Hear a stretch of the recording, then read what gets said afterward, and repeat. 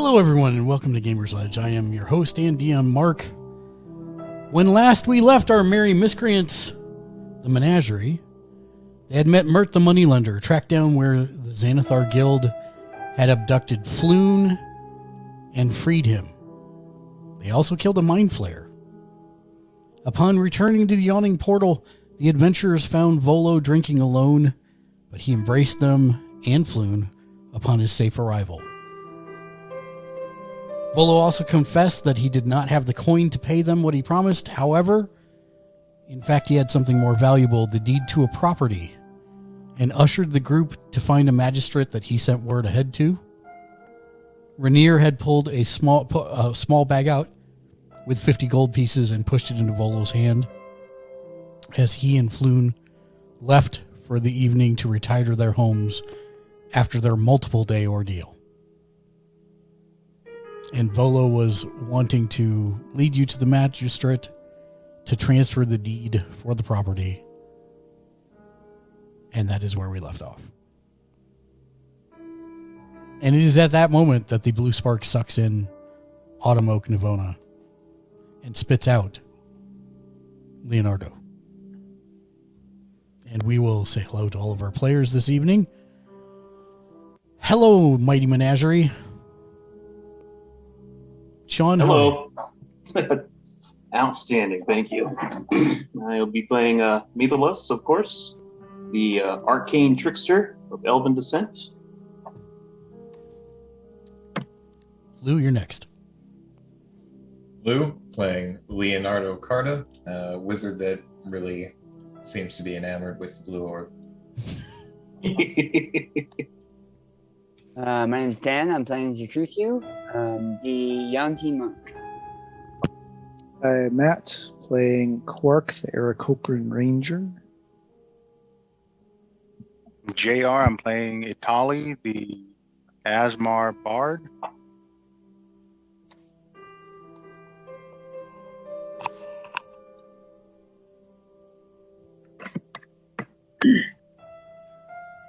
And I am Eric, playing Caleb, the half-elven sorcerer.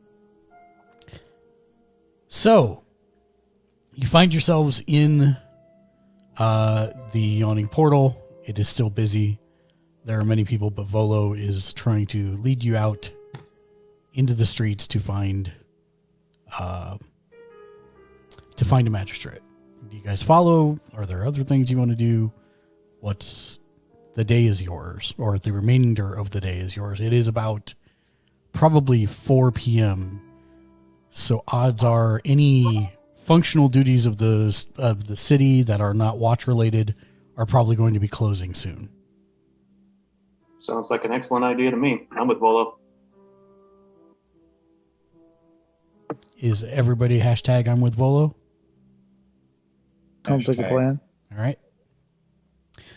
Sure. So he actually speeds you through some back alleys, and eventually you come to a rather annoyed looking person with they're a gnome with glasses and red hair, but what's interesting is like the middle is a shock of white, and they're wearing a hood and they have an abacus in their hand, as well as a pack of other,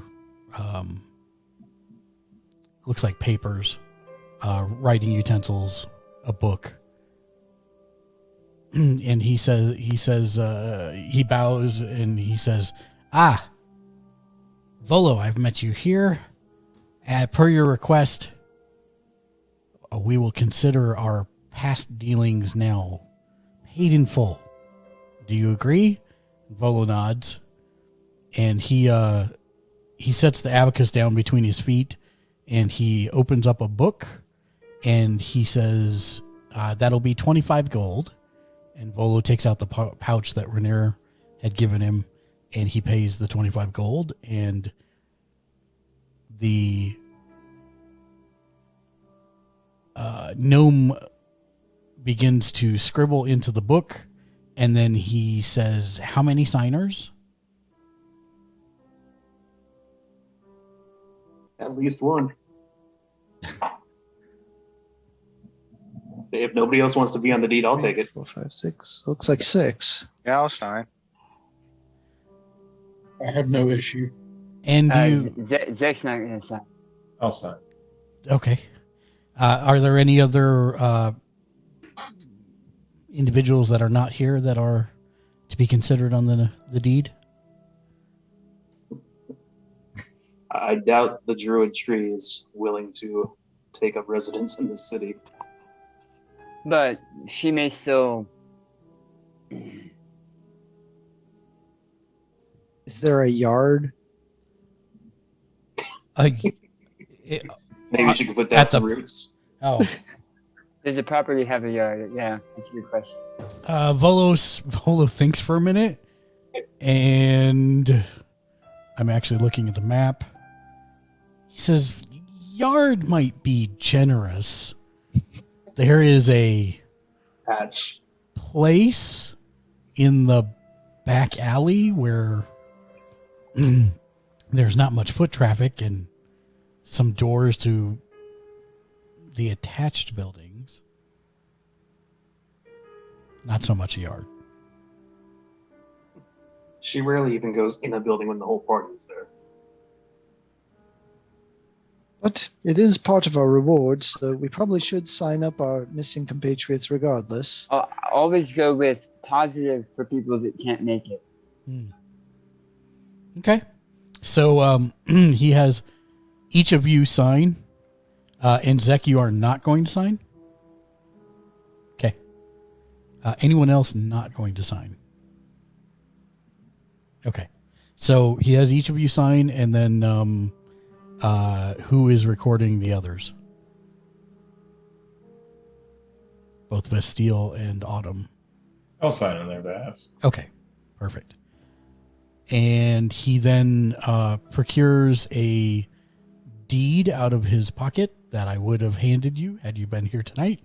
And you guys now have the deed to a Trollskull Manor. Sounds inviting. Right. I have to rename that thing. Volo says, excellent, we're done. Would you like to see the place? Eat away, Bolo. Great. And he will do so. And I will transfer you all onto that map momentarily.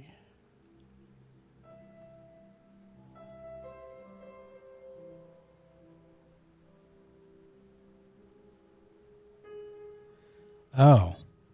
Is it really like that? Oh, I guess you'd be able... okay. Yep. Fair. All right.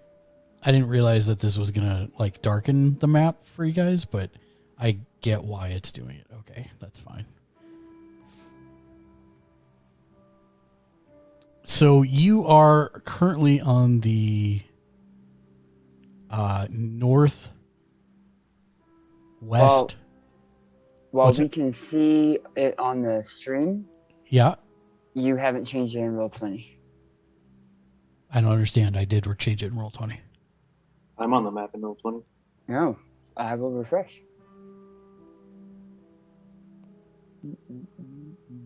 I was still on the Yawning Portal. Weird.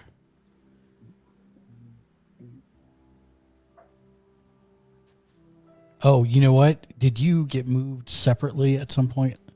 Let me see if you're A still... while ago. Yeah, you're still on the Yawning Portal. I don't know how to stop that. There. Now it should have changed for you.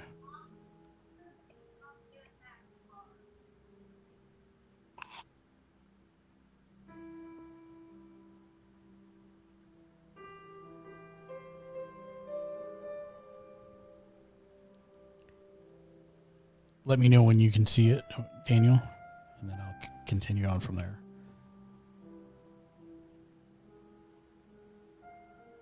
It takes a little bit for me to reload, so go ahead. Okay. Give me just 1 second. I need to check one thing.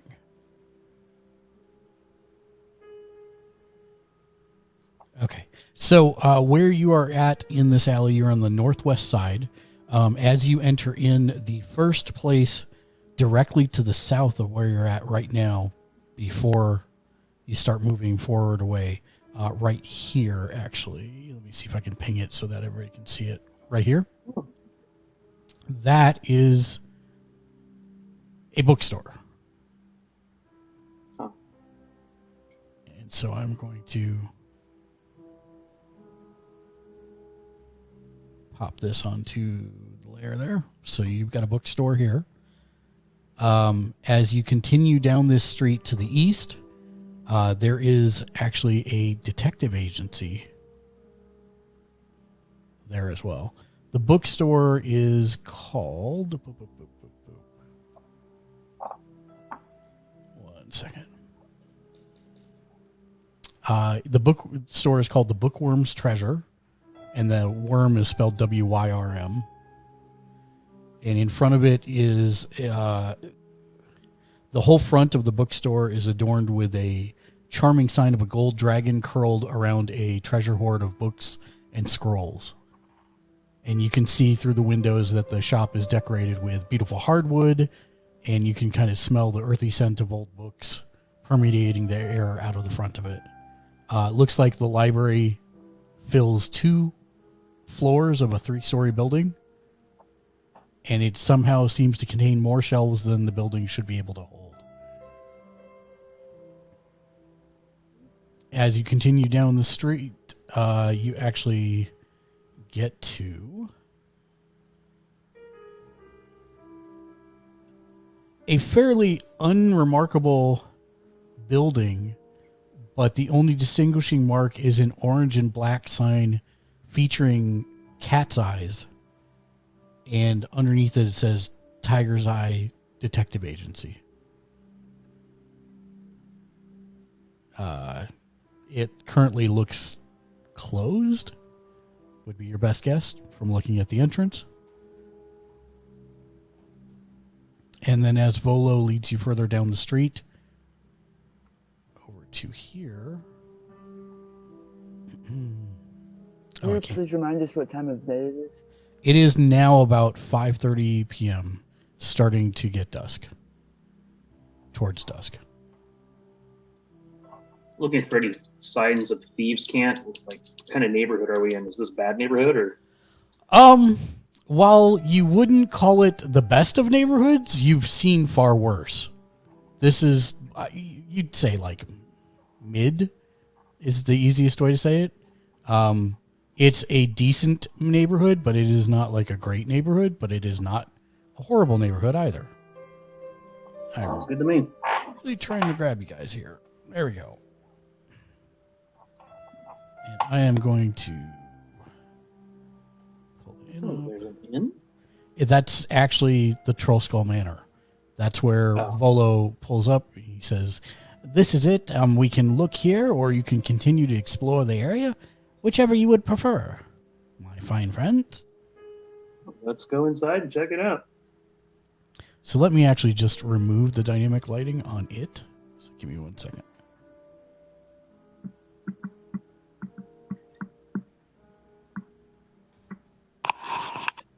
There you go. For the sake of the stream, where are we? You are over here. And I need to get the torch. Give me 1 second. Did somebody pick up the torch? It was back there. I found it. There you go. Now you should be able to see everything. Everything down there, yes? Yeah. Yep. Okay, good deal. So yeah, it's a fairly large building. He mentions that not all of it is yours. The farthest east 2 portions belong to someone else. But basically everything from here to here is all Trollskull Manor.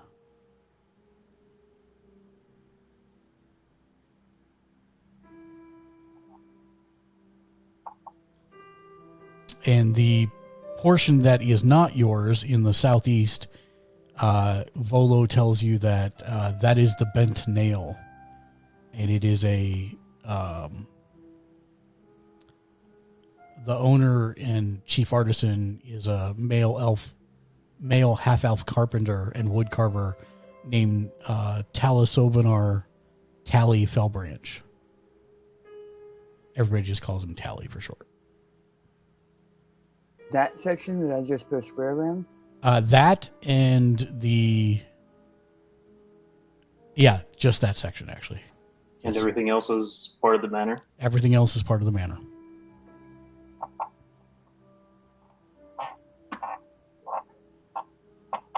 And this manor appears to be an inn of some type, or it used to be? Looks like it used to be. Give me 1 second. I'm going to pull up the Trollskull Manor handout for you guys. Thank you. Of course. You could probably hand it to us if we were in person. I could.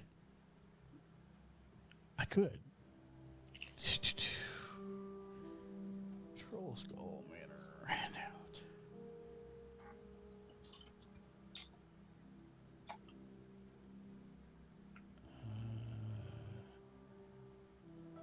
Okay. Yep. Here we go. Show to players. Show to everyone. Here we go. You should now have Trollskull Manor available to you.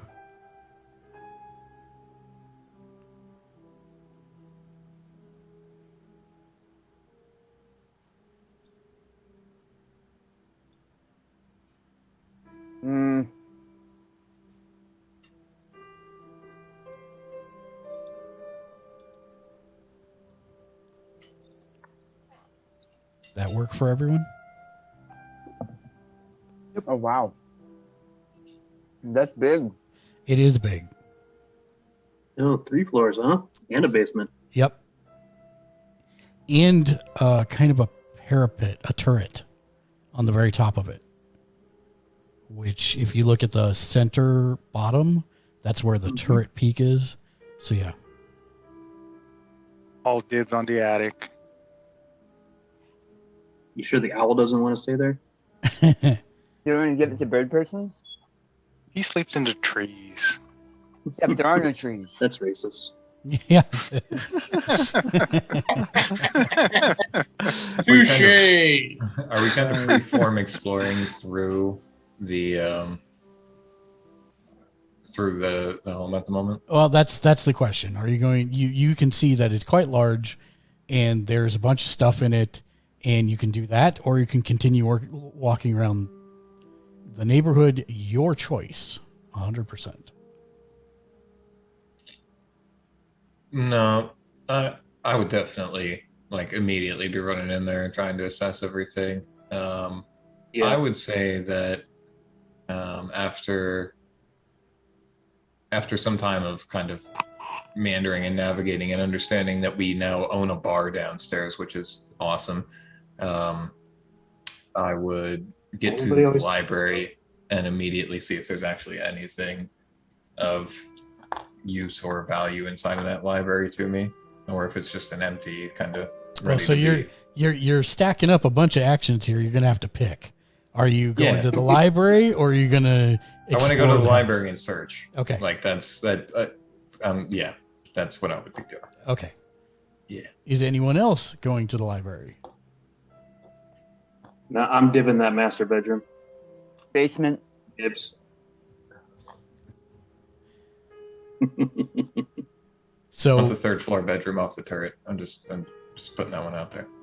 So what I would like you guys to do for me is just send me a quick email after this session reminding me which floor is yours, and then I will modify the handout so that everybody's got their stuff. Do we have enough rooms right now to cover the people that we have?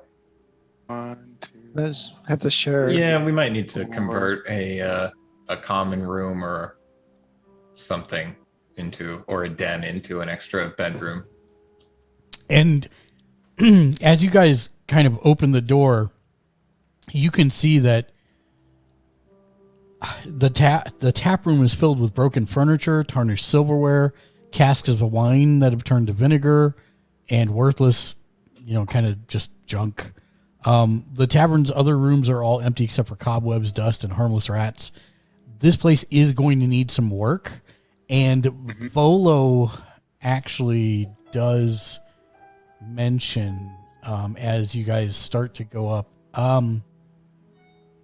I almost forgot. There is, well, supposedly there might be a poltergeist residing in the Manor's tap room.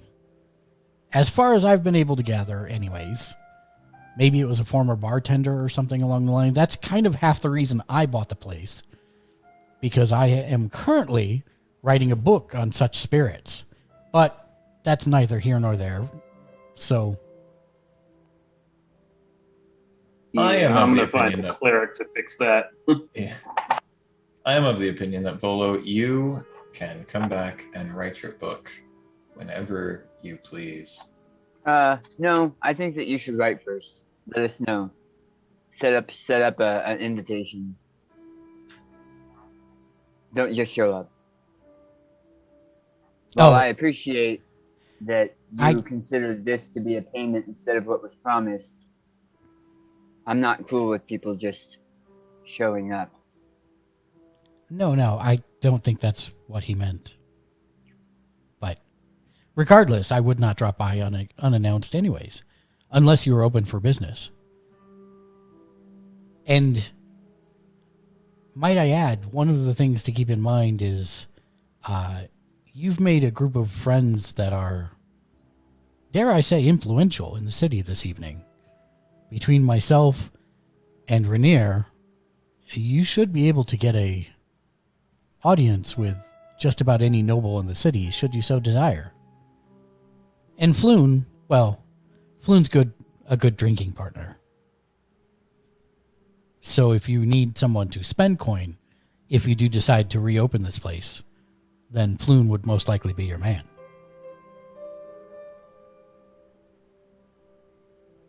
I feel like a team of day laborers for a few days just to clean out our junk.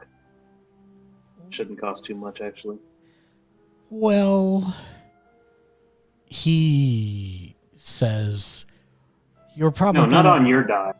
No, well, whoever reopens this place is going to have to get the proper permits. You're going to have to make arrangements with the various guilds for brewing and for food and delivery, and plus you're going to need to probably this is a very old property. It may need some renovations inside the walls or in the basement. I have no idea. So that's something you'll probably want to get an estimate on. Personally, I don't have much interest in inviting a whole bunch of strangers to drink here, but we'll talk to the rest of the team. He says, he turns to you, Zakusu, and says, I have no doubt that if you choose to open this, it will make far more than your initial investment of time in finding Floon. However, if you are staunch on the belief that I have not adequately settled our debt, then I will ponder on this further. Is that how you truly feel? I think you seem nice enough in how you feel, but to me, and Zet looks around, this seems like we were paid with a debt. Because we're already going to have to start off owing people to get some of the work done just to make this a livable space. He nods for a moment. He says, I see your point. I will talk to some of my friends and see what we can do.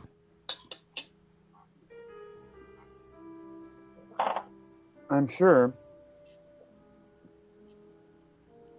the Menagerie will be more than willing to help you as issues with you and your friends arise. We are the type to take work seriously, but expect the same in return. Unless I'm speaking out of turn, and he'll look around at the other people in the room. You certainly drive a hard bargain, but I'm behind you. He nods. He says, I will send word once I've figured something out. I have an idea, but I need to talk to a few people. In the meantime, may I come and check on you all over the next coming week or so? I'll be back in a couple days, and then I don't want to arrive unannounced. And he looks sheepishly at Zakusu. We'll install a big bell so you can announce yourself. I don't think that's practical, but okay.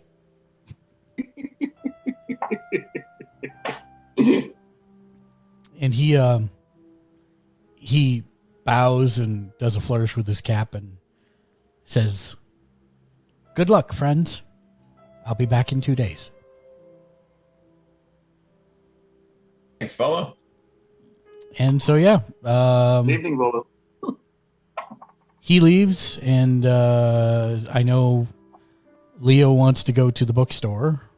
Who else is doing what? Not the bookstore, our own library that we own upstairs. Oh, yeah, there's absolutely nothing in it.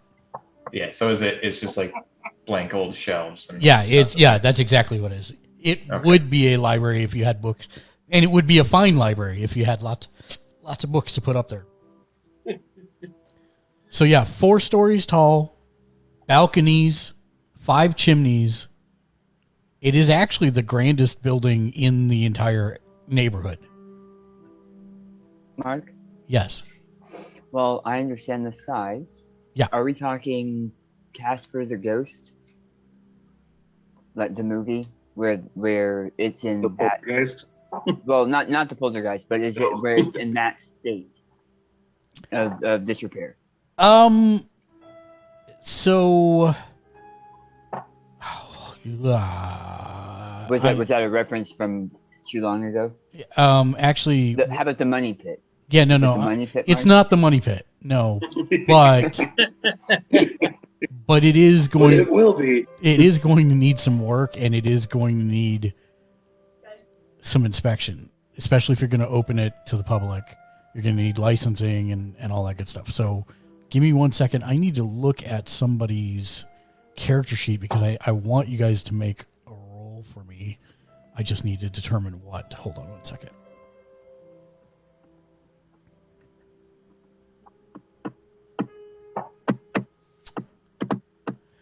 I'm going to say anyone that wants to make a survival check to determine the state of repair or disrepair of this place.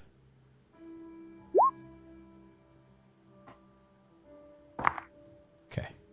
That's not bad. Yeah. Apparently, I don't need a survival check. Wow, look at you with the crit. All right, so That's as high as I can roll it. yeah, I know. Yeah. I see that. I got a 17, by the way. Yep. Natural. Okay, perfect. So you guys all kind of take a look around the property and come up with what you think it will cost to fix the place up enough so that it is not just livable but presentable to the public. That's the best way I'm trying to frame this discussion, right? If you decide that you're actually going to renovate and reopen the tavern, then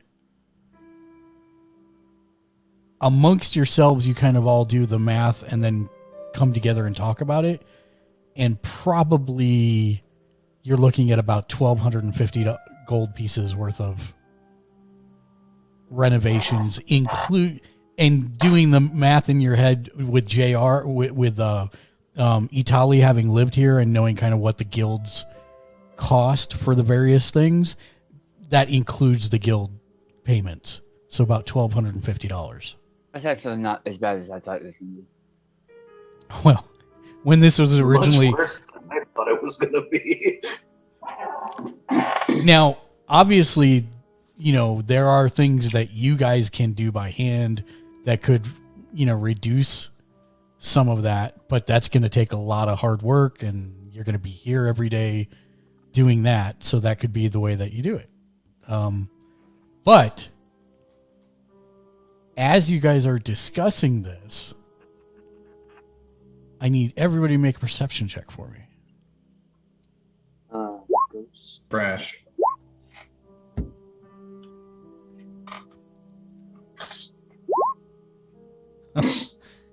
Seriously, I'm glad my first roll in 3 weeks is a fumble. Yeah, I got a 4 as well. Get that one out of the way. So, Quark, as everyone's discussing,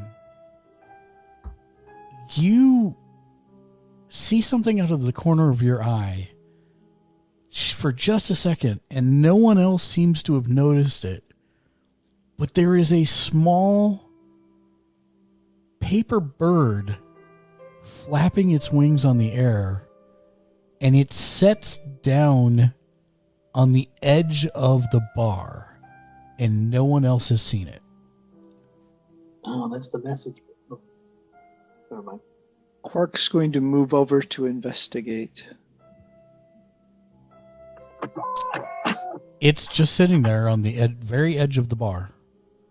Does it look like one of those spell bird notes, or have you ever seen one of those spellbird notes? We got one. Well, then yes.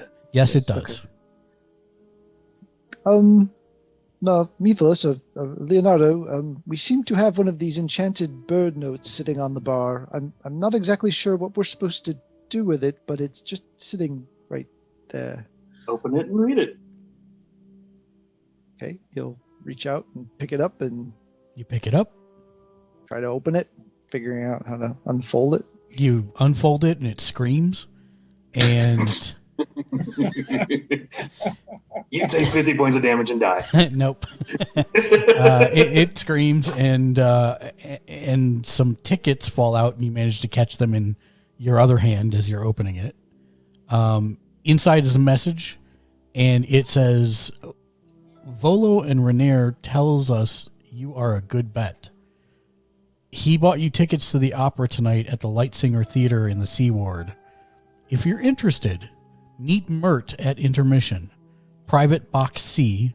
Formal attire is required for admittance. Outstanding. And enclosed are tickets for the entire party to the Fall of Tiamat, an opera sung in giant, from what you can make out from the tickets. I actually speak giant.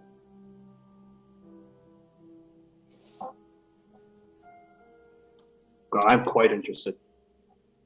So that starts at 7 p.m. It is now probably... I'm sorry. It starts at... Sorry, my bad. It starts at 9 p.m. It is currently about 6. If I turn a tap on, like a faucet inside of the home, is the water working at least? The only taps would be for the wine. For the wine that's turned to vinegar. This is a well situation, right? There's like a well somewhere that we pull up water. Yes, that is correct. Hmm. So there is no indoor plumbing, if that is what you're asking. Got it. Map has privies. Yes. I think Mark meant no indoor running water. Correct. The privies probably run to a sewer system down below. That is correct. That we actually climbed through before. There are no faucets. Let's put it that way. I would like to head through the tap room into the cellar to see if there's any entrances I can find similar to the ones under the halfling area. Gotcha. Make me a perception check or investigation check once you get down there.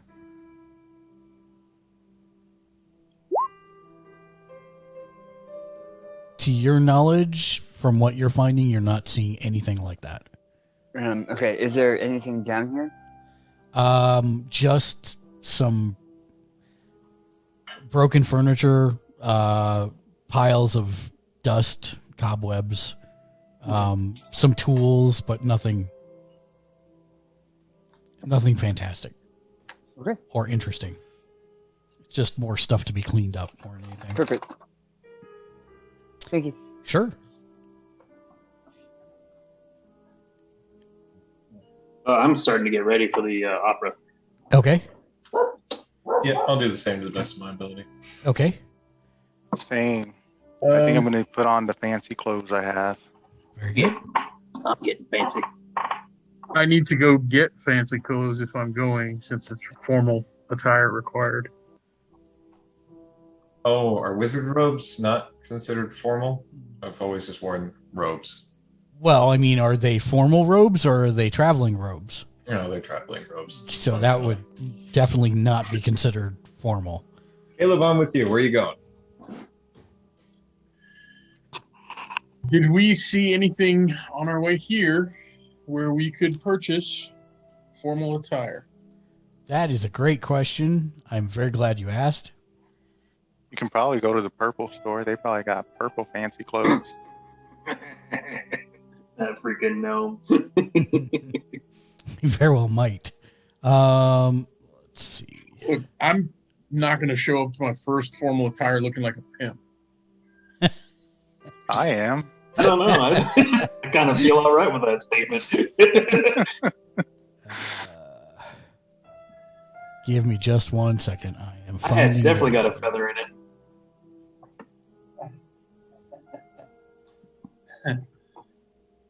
Got rhinestones on your shoes and everything?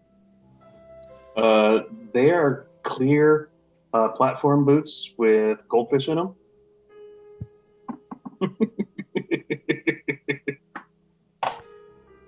Yes, you do find a place. Or you do remember a place now that you're thinking back that you saw. It's going to be a bit of a walk, but you should be able to get there. And hopefully it's still open. It is called the Dapper Gentleman's Arsenal and Armor. Okay. Whatever did we find in here? And as you guys approach, in the distance, as you're kind of walking up to it, you spot a rather eccentrically dressed man bowing and gesturing to passersby in a comical fashion. And as you come nearer, you can make out that what you thought was a man is instead some sort of construct. And the animated wooden man motions you into the shop. The sign above the magical mannequin proclaims this to be the Dapper Gentleman's Arsenal and Armor.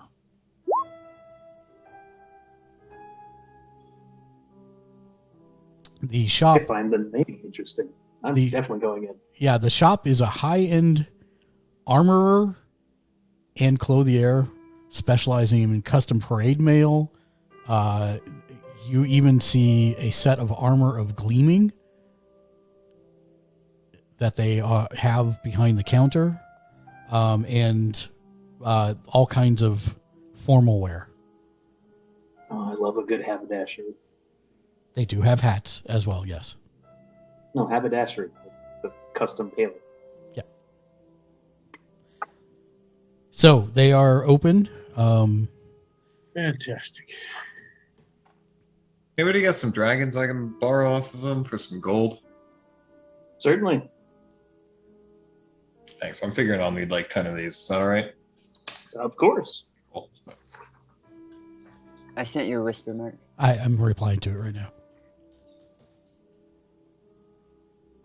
You give me 10 gold for 10 dragons? Yep. Perfect. I guess Quark, being the one who's really kind of not exactly familiar with the concept of formal wear and definitely not what to do with these, wings sticking out of his back, is going to look for someone who seems to be the sales / tailor / whatever it is that he's looking for. There is a gray-haired human man, very thin and very lithe. He has one of the tape measures, the soft kind, around his neck, and he looks at you and says, "What can I do for you?" We have received some tickets to an opera, and formal wear is required. Never been to an opera and never had formal wear, so also I have rather large feet and these wings, which do not seem to conform to most of the clothing that you all have around here. He says, "Turn around for me, would you please?" Spins. I think we can make this work. The question is, do you want them to be hidden or do you want them to be accessible? Accessible, please. I think we can do that. And he starts taking some measurements, and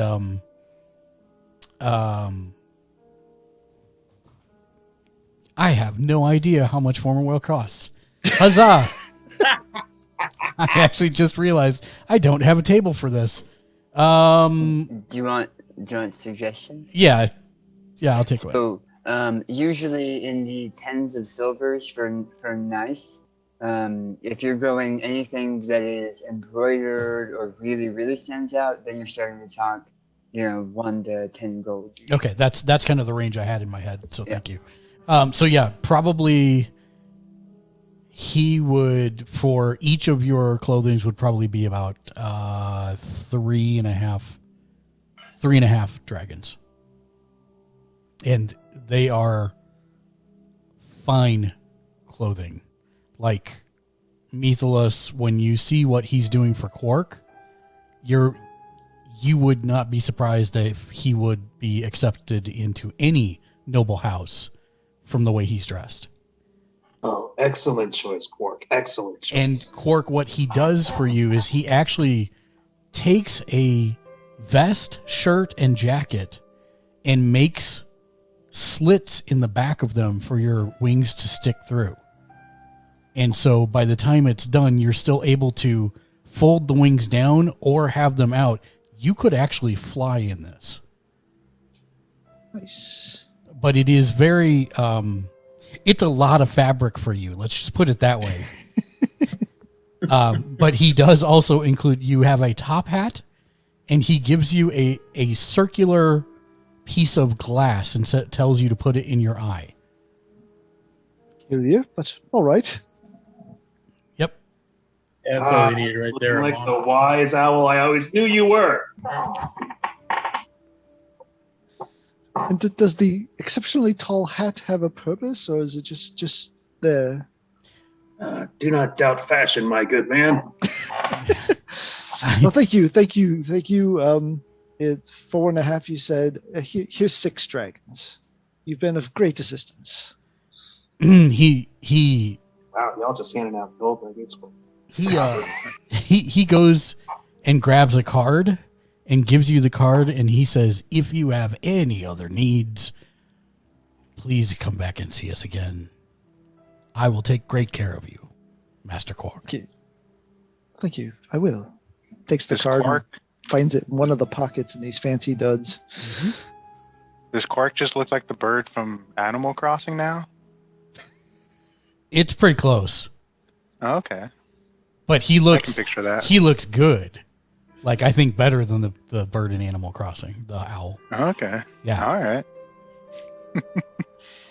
And Both are more. what color do you want your fancy attire there, Caleb?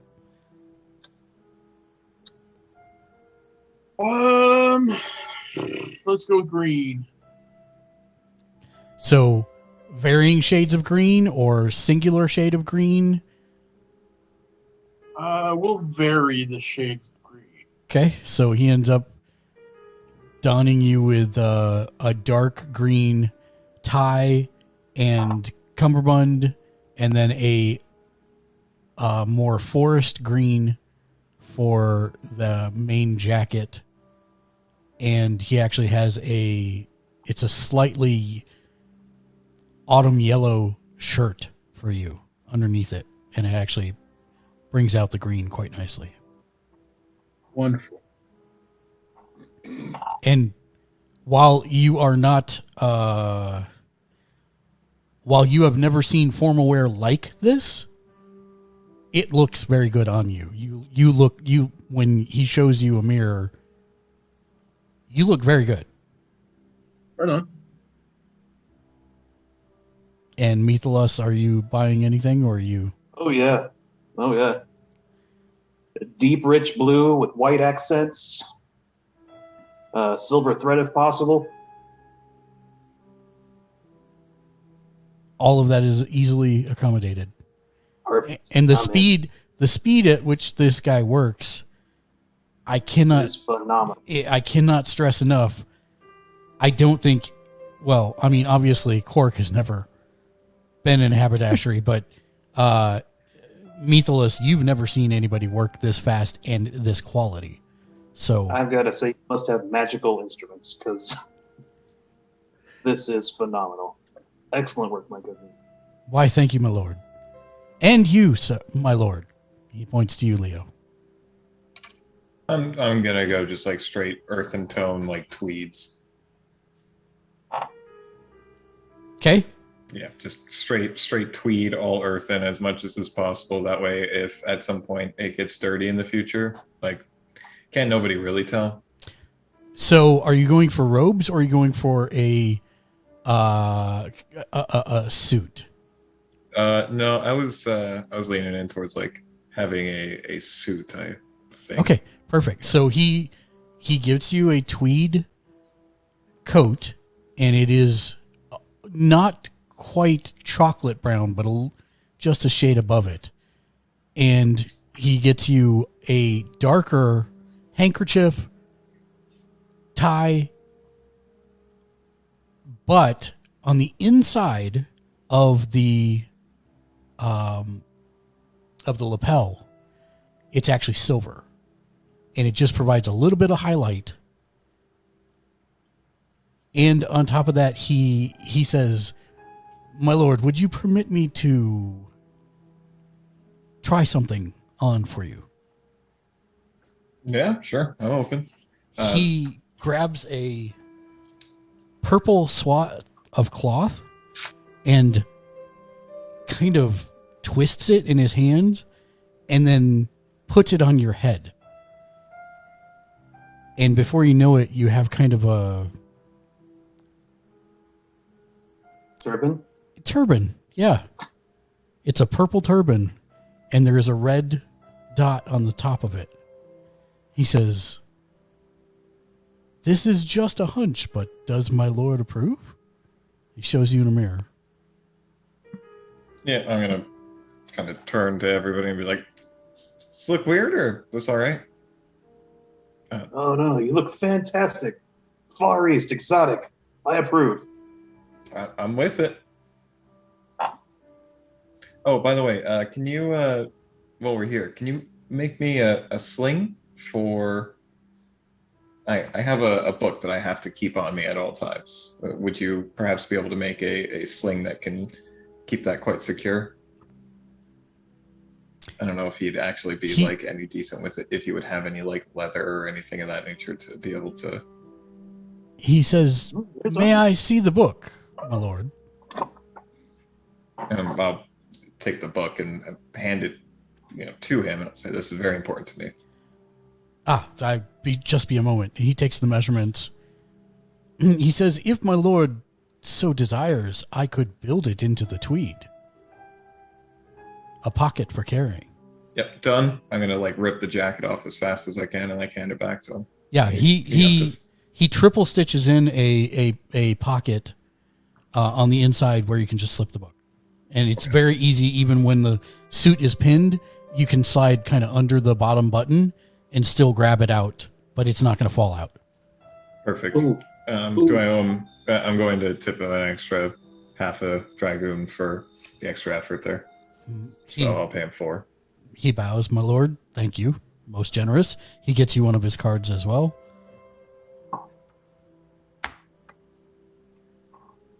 Can he make a harness that I can hold my daggers under my coat and not be really perceptible?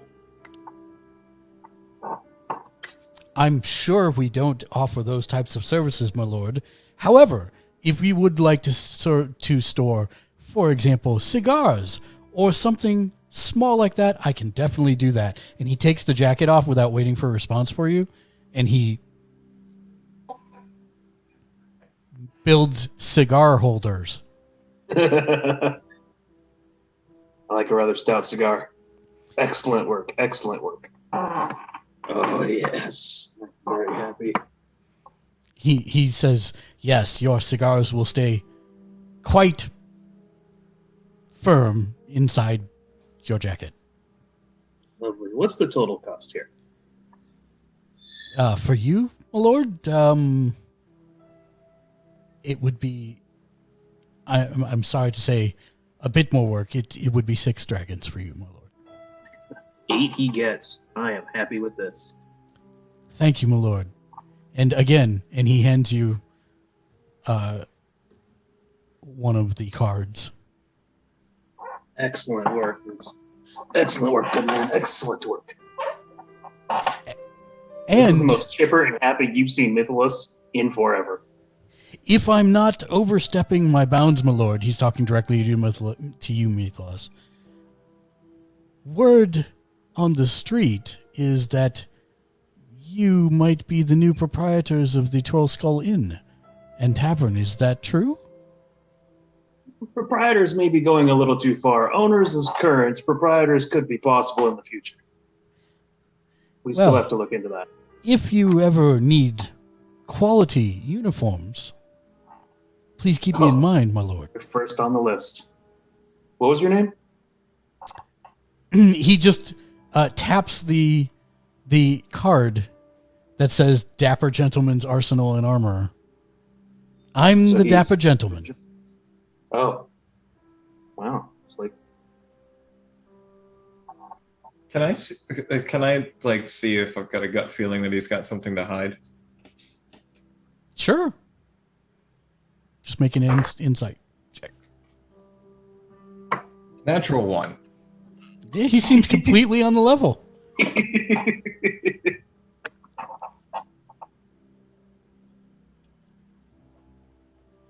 Probably the most trustworthy tailor you've ever seen in your life.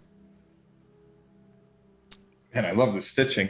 I'm gonna immediately leave and see if I can see if that bookstore is still open if I can make it there before the opera. Specifically, I just want to see if I can pick up mending. Yeah, it's not going to happen. You'd have to go all the way back to Trollskull. You guys have gone basically down to the castle ward at this point. Understood. Yeah. what part of town is the Trollskull Manor in? Great question. Thanks for asking. Sorry, you can figure it out later. I don't need to know right now. I don't think it's the dock ward, but it's close.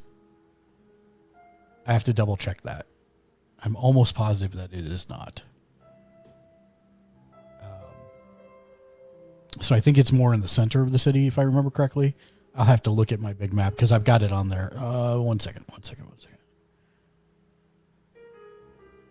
Did we have a handout of the map of the city?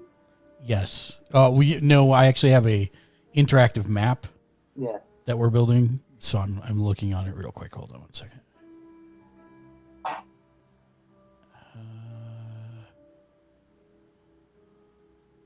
Because I don't know, the dock ward was what, like the southwest? Near Yeah, the- dock ward southwest.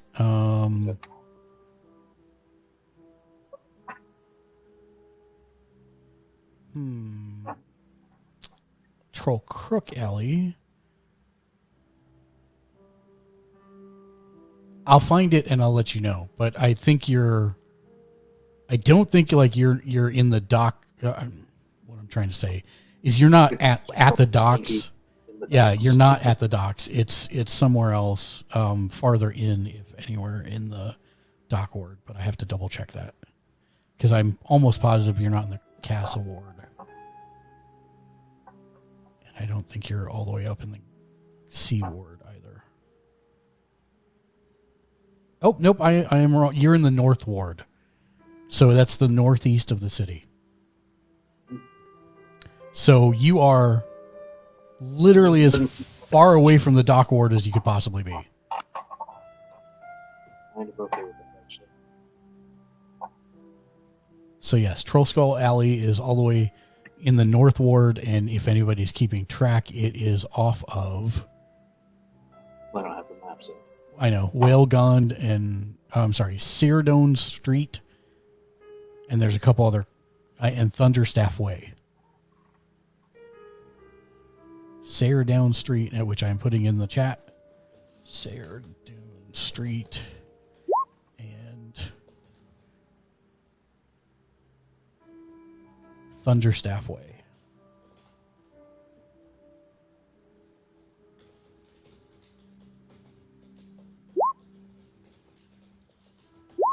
In the North Ward. Okay.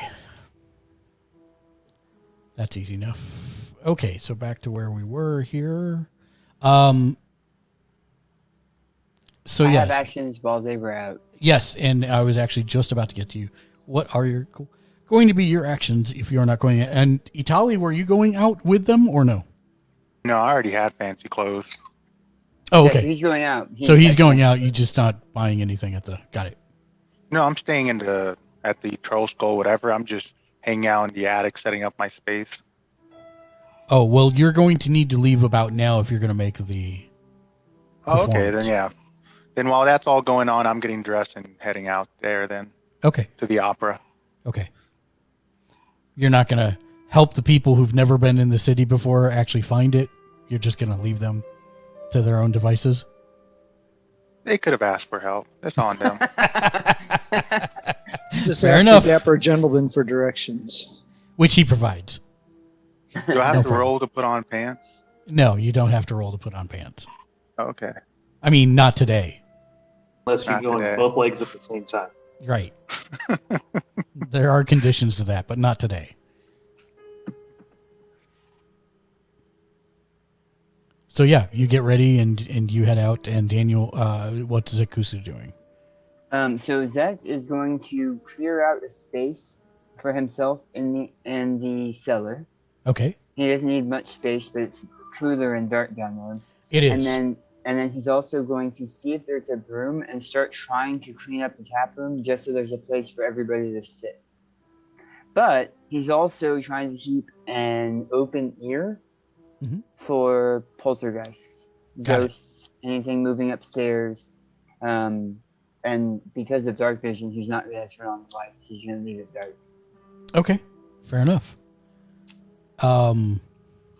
You set about clearing things out, and it's the place is not in bad shape, but it is just not been used for a good long time. And so even sometimes when you're like moving a chair, it just breaks in half. Not because it's not because of anything supernatural, but just because it's just old old. and Yeah. partially rotted. But yeah, it's slow going, but you clear out your area. You start arranging it the way you want. You start clearing the tap room. That'll take you plenty of time while everybody's. Yep.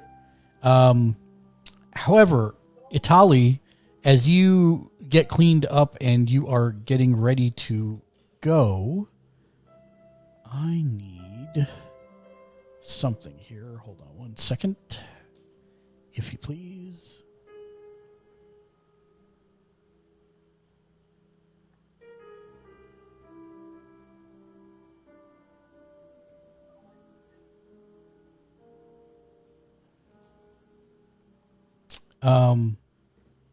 Stand by. I'm almost there. He has to refresh himself on the instant death rules. No, what as you walk out the door to leave, you hear the scraping of stone from above, and before you can even react, a brick falls from the Manor's turret, crashing towards your head. Make me a dex saving throw, please. Dex saving throw.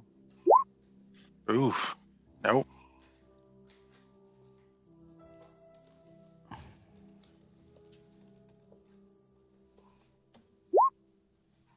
You feel the brick crash into your head. A small trickle of blood runs down the side of your skull. All right. How much damage am I taking? Just 2? 2. I'm Get that replaced. gonna wave my fist at the building and be like, "Heck off, ghosts!" and then continue on my way. There's no response. You don't hear anything or see anything. Yeah, but they heard me. That's all that matters. Fair enough. All right, you continue on your way. Let's see. From there, everyone makes it to the Lightsinger Theater. It is a high-end establishment located in the Castle Ward.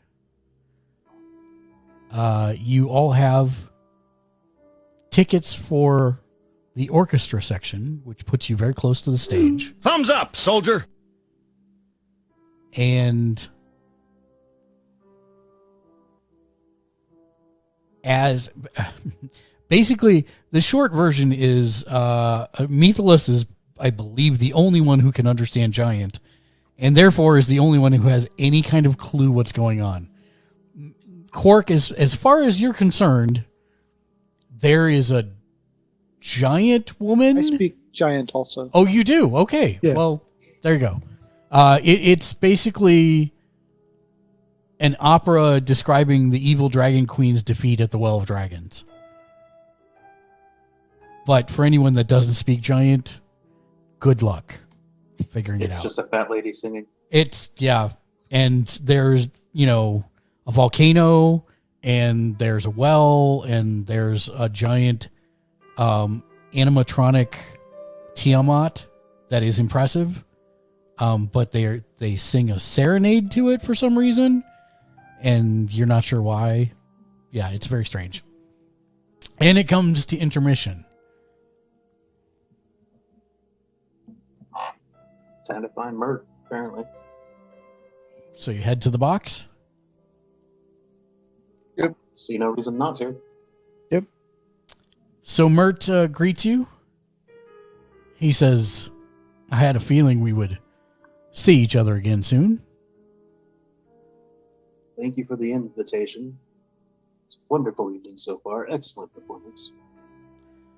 Well, I'd be remiss if I didn't say that we invited you for perhaps a little more. Now, I happen to be a part of an organization that, well, let's just say our goal is to gather information wherever possible. And I believe that any of you that choose to be would be good operatives in that field. The group is called the Harpers. Mm-hmm. And please don't think that you have to join or it's death or anything along those lines. That's silly. I'm just looking for folks who want to be a part of something bigger, and you may not. And that's completely all right. But I'm offering for anybody that wants to join. Give me an idea what it is you do. What? Sorry, Are you information brokers? That would be the most polite way to say that, yes. Spies. Well, I guess we have to join, or else it's death. Mert looks at you and says, I enjoy folks with a good sense of humor. It'll get them far in this business.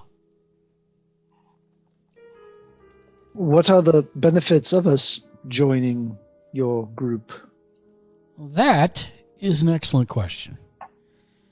So, the way it was explained to me once upon a time is the Harpers are basically a semi-secret organization. People know about us. We don't go around saying, I'm a Harper. Oh, that's kind of dumb.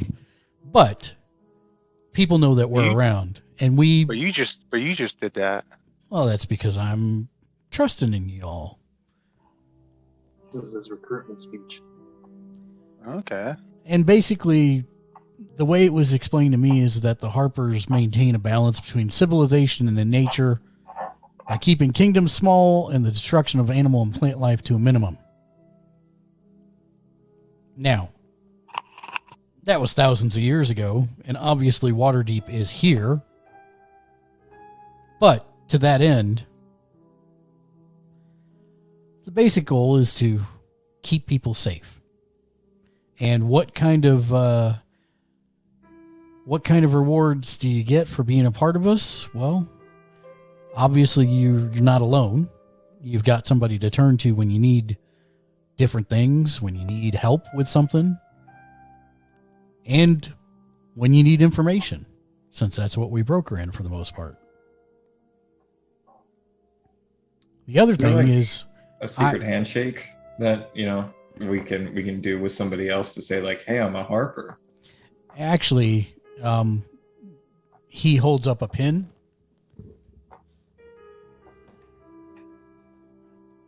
I like pins.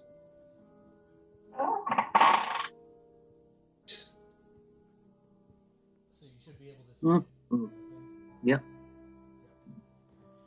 He holds up a pin.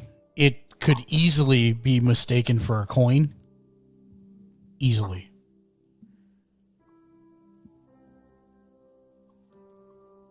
And he says, generally the way it works is you're not going to be working with people you don't know.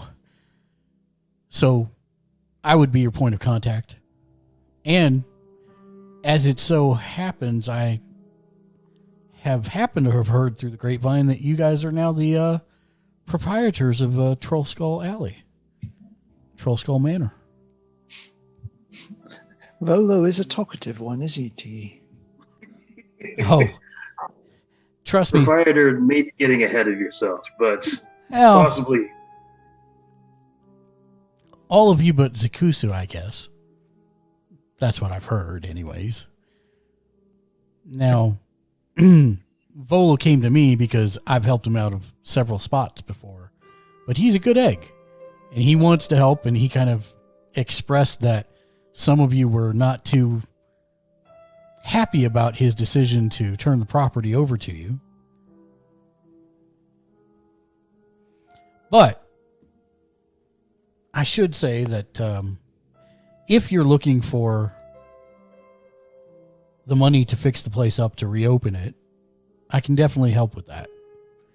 I wouldn't mind making a loan to you guys, and you'll find that the terms are more than reasonable. I'm a very easygoing guy.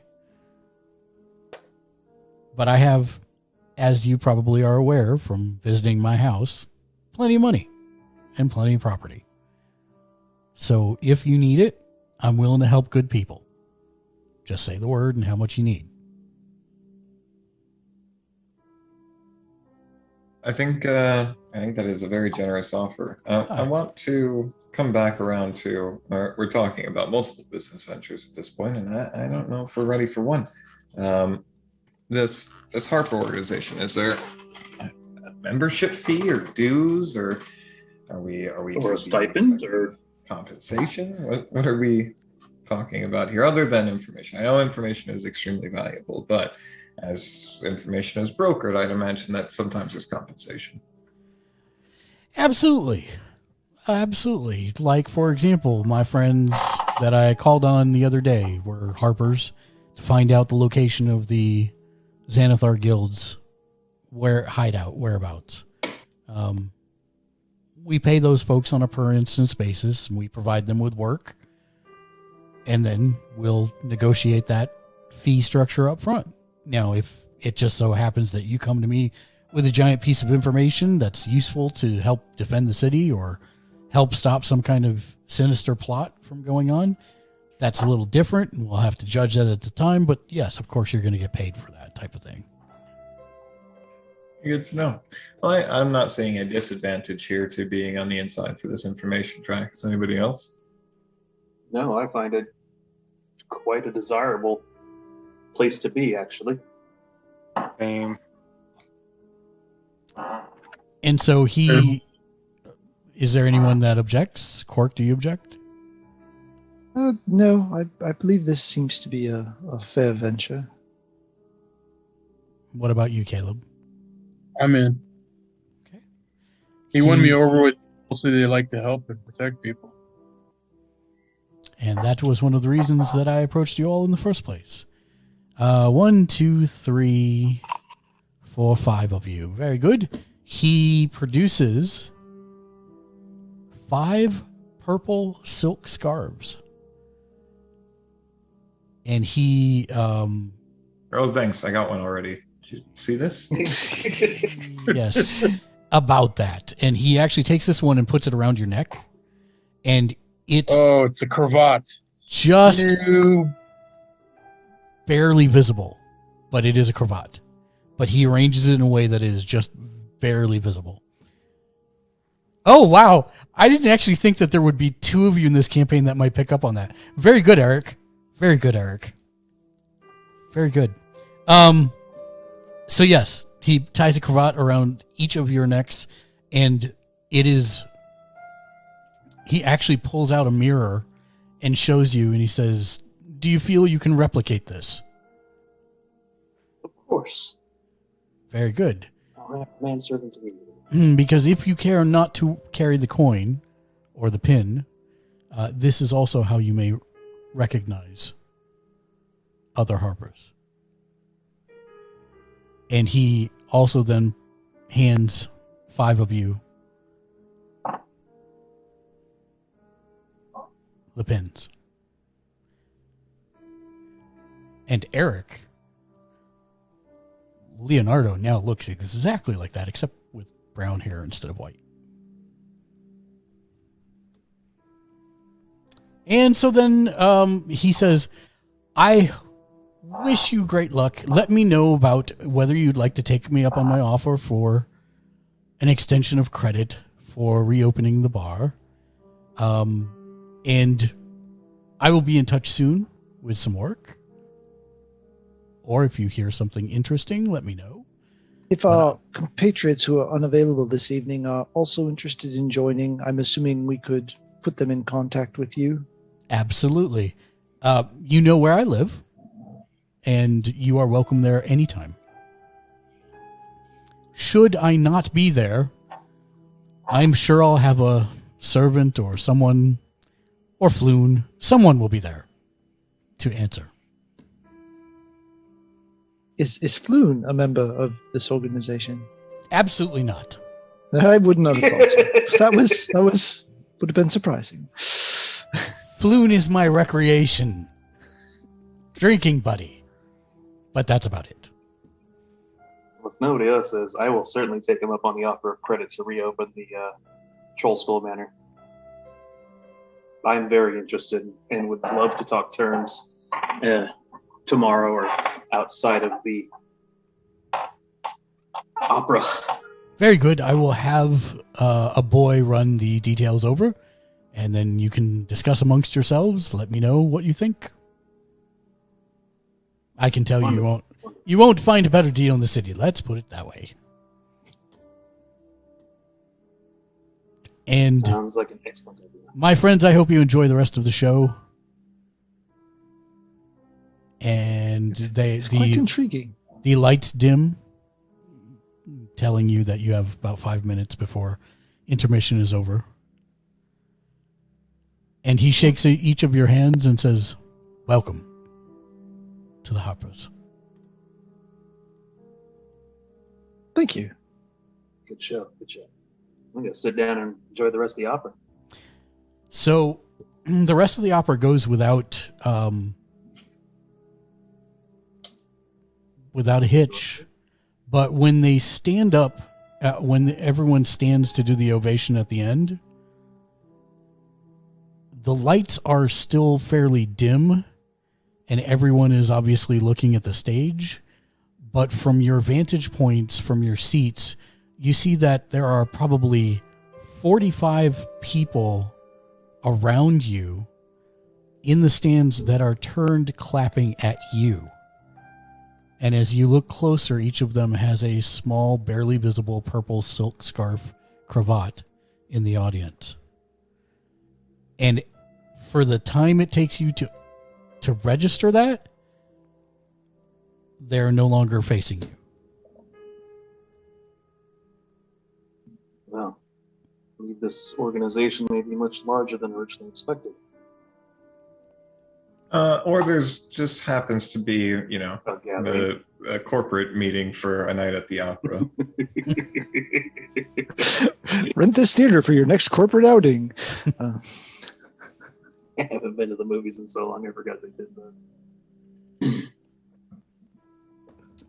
And the show is over. People start to file out. I don't want to say that the city is shutting down for the night because it really doesn't. But, all the higher end establishments and things of that nature. I mean, you went, akin to like a 10 o'clock movie, you're getting out at midnight, 12:30. All the reputable establishments, for the most part, except for places to get food and drink, have closed for the evening. There is the occasional, emergency blacksmith, repair person, etc., but that's about it. As we're going down the street, I'm going to be like, I don't know that I've ever actually looked this good. I finally came into some money here. Who wants to go out? Here. I believe we still have rooms at the Yawning Portal.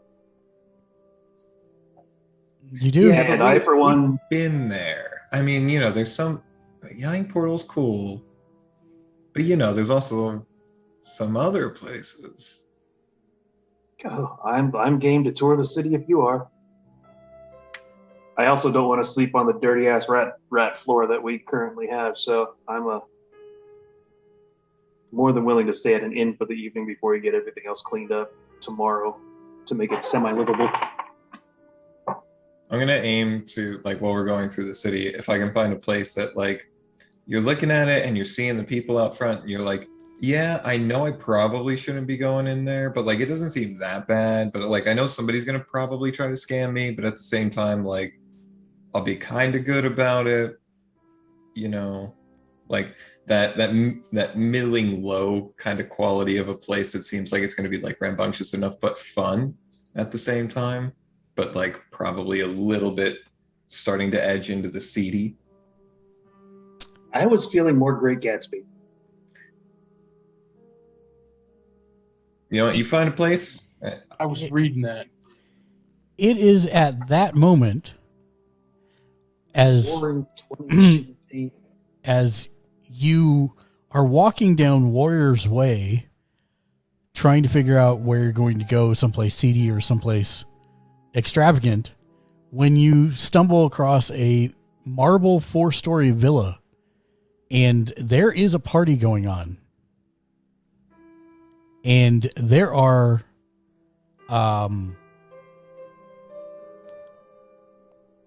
it seems to be many nobles. They are all finely dressed in various states of dress. There is wine. There is alcohol. It looks like a party. Seems like it's going to satisfy both their needs. You want to see if we can crash this? Yeah. Are there any purple cravats? Not that you are seeing right now. No. All right. We should be careful about this. I mean, they could be the rival gang of the Harpers, the Kazoo people, and we don't want to mess with their territory. I love this guy. As you are thinking about crashing, in the doorway, you see Renair. Wonderful. Call out. And he sees you, and he freezes in the middle of the doorway, and his eyes go big, and he says, "My saviors! You showed up right at the right time. How did you find my house? Come in." Say less, Renair. We are in this. Oh, yeah. I'm in. Great Gatsby. And clap Leonardo on the back, say, I knew we'd find something fun. He offers you all cigars. He offers you all wine. He says, he says, I decided after a few hours rest that it was time to live life to the fullest because you never know when it's going to end. Cheers to that. Partake. Jumping in with 2 feet. Very good. I'm making multiple con saves by the end of this night. Yep. And somehow, Itali, you can track block 7. I'm sorry. Again? I knew this party was run by the kazoo people. Not somehow. You know why. Yeah, you know why. No, to be honest, it is it is the weirdest party that you've all been to, that any of you have been to, because it shifts. It's like it's fluid. It's like half the time people are engaged in incredibly intelligent conversation, and then the other half of the time they're all losing clothes and making noise, and it just seems to kind of ebb and flow, and there's no rules and there's no judgment, and I mean, whatever things you would like to do, they are available to you across the board. Renair obviously has spared no expense. He is incredibly rich and not afraid to spend money. And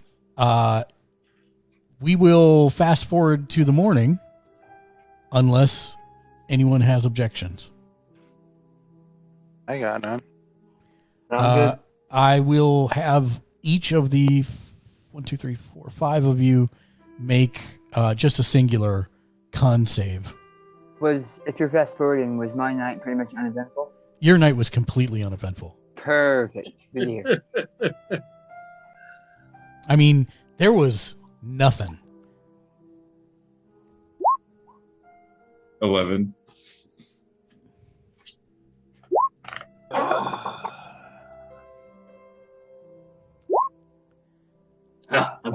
Wow. So, yeah. So, Quark, the one who sat there just sipping wine and watching all these goings on, apparently does not handle his liquor well. no, Quark, there are multiple Italis when you open your eyes. You have a pounding headache. Leonardo, same for you. You know that there were, you had remembered you needed to memorize and prepare spells. You got nothing. There's 6 Quarks and strangely only 1 Methalus, but 6 Quarks, and it's very disturbing and off-putting. You are feeling it as well. However, no one is fatigued, surprisingly. So I will leave any mishaps that you got into up to your own imaginations, and maybe you can fill in us in at another point in time on some of those. But Well, I'm grabbing a glass of wine real quick. Hear the dog. Is this going to be a party? A long rest? Renair, yes, it's a long rest for everybody. Okay, cool. Renair stumbles out of a side room, and he's got a just like a silk kimono on, and Of course he and he's got a girl on one arm and a guy on the other, and he basically finds a tray of meats and offers it to all of you, and whether you take it or not, he stumbles back into the other room. Excellent party, old boy. Excellent party. Couldn't have asked for more. You hear him mumble something that I don't remember much of it. That's how I'm you know gonna it just was a bring good that one. bottle of wine with me on the way out. Yep, no, there's not going to be anybody that objects, so go for it. Quark is looking for water and going to take some of the meat. Very good. Yeah, I'm sticking with Quirk. I'm just hand around the shoulder. Just man, we're gonna make this. We're gonna get through this. I look like a seraphim to him with like 12 wings and 14 eyes. So, Leo, you're sticking with Quark. You actually find coffee, which I'm not sure if Quark has ever seen or had. I'm going to go with no. Because even here, coffee is pretty rare. But you know what it is because you've read some books on alchemical properties and how different things can affect the body. Quark, my understanding is that this is the sweet nectar of life, and this will restore us. It has some quite magical properties, of which I can attest to. Very good. I could use some magical remedy at this point. So I hand Quark a coffee, and I'm going to let Tika drink from mine as well off my shoulder a little bit. Yeah, so that brings up an interesting point that I wanted to kind of clarify, and this is a dumb question, but funny. How do you eat and drink? Do you put your entire beak into it?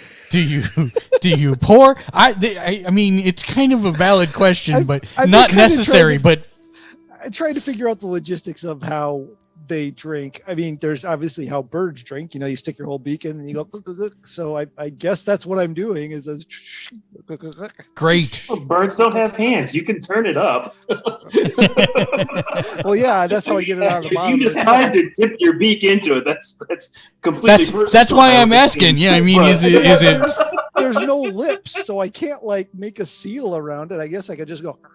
Well, I mean, you could take it and pour it into the trough of the bottom. That's why I'm asking. There's like so many questions that I've had. I was thinking about this all week. I'd imagine he just like beats down. I'm assuming it's so the whole Rainier thing doesn't cause any questions at all. But how Quark drinks a coffee is really the focus of this thing. Yep, pretty much. He's definitely not used to hot liquids. You can tell as he's like. No, it's fine. It's fine. It gets better. It gets better. Sips, Quark. Sips, not guzzles. Sips. Does anyone else have any other business to attend to on their way back to the Trollskull Manor? We need to find some hired help for the day to start cleaning the manor out.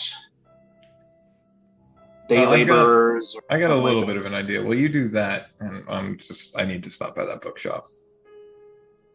Fair enough. You make your way back to Trollskull Alley, and you find the bookworm's treasure. You know what? I need to check one thing. Give me 1 second.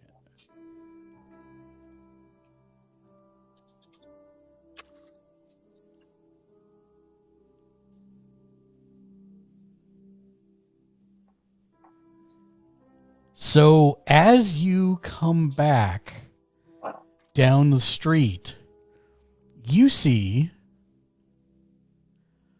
a wood elf protesting outside the bookstore. She's holding up a sign that says Duskwood paper equals murder. Is everybody else moving with me, or yes? Before I go on this, is anybody else doing anything else? Yeah, this is literally the way back, so everybody has to go that way. But right. Yes, okay. I just didn't know if the rest of the party was like actually going to a different location or something besides back to Trollskull. The Duskwood paper is murder. That's what it says. She screams, "Duskwood paper is murder!" And she's got a Cockney accent? Uh-huh. Okay. Just checking. She's a wood elf that spent a lot of time in chimneys.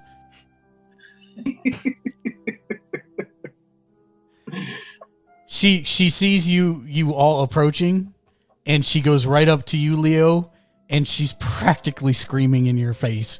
She's like, "Do you know they use duskwood for their spell scrolls?" I just karate chopped my tablet. Great. Do you know? I totally lost my train of thought here. Hold on.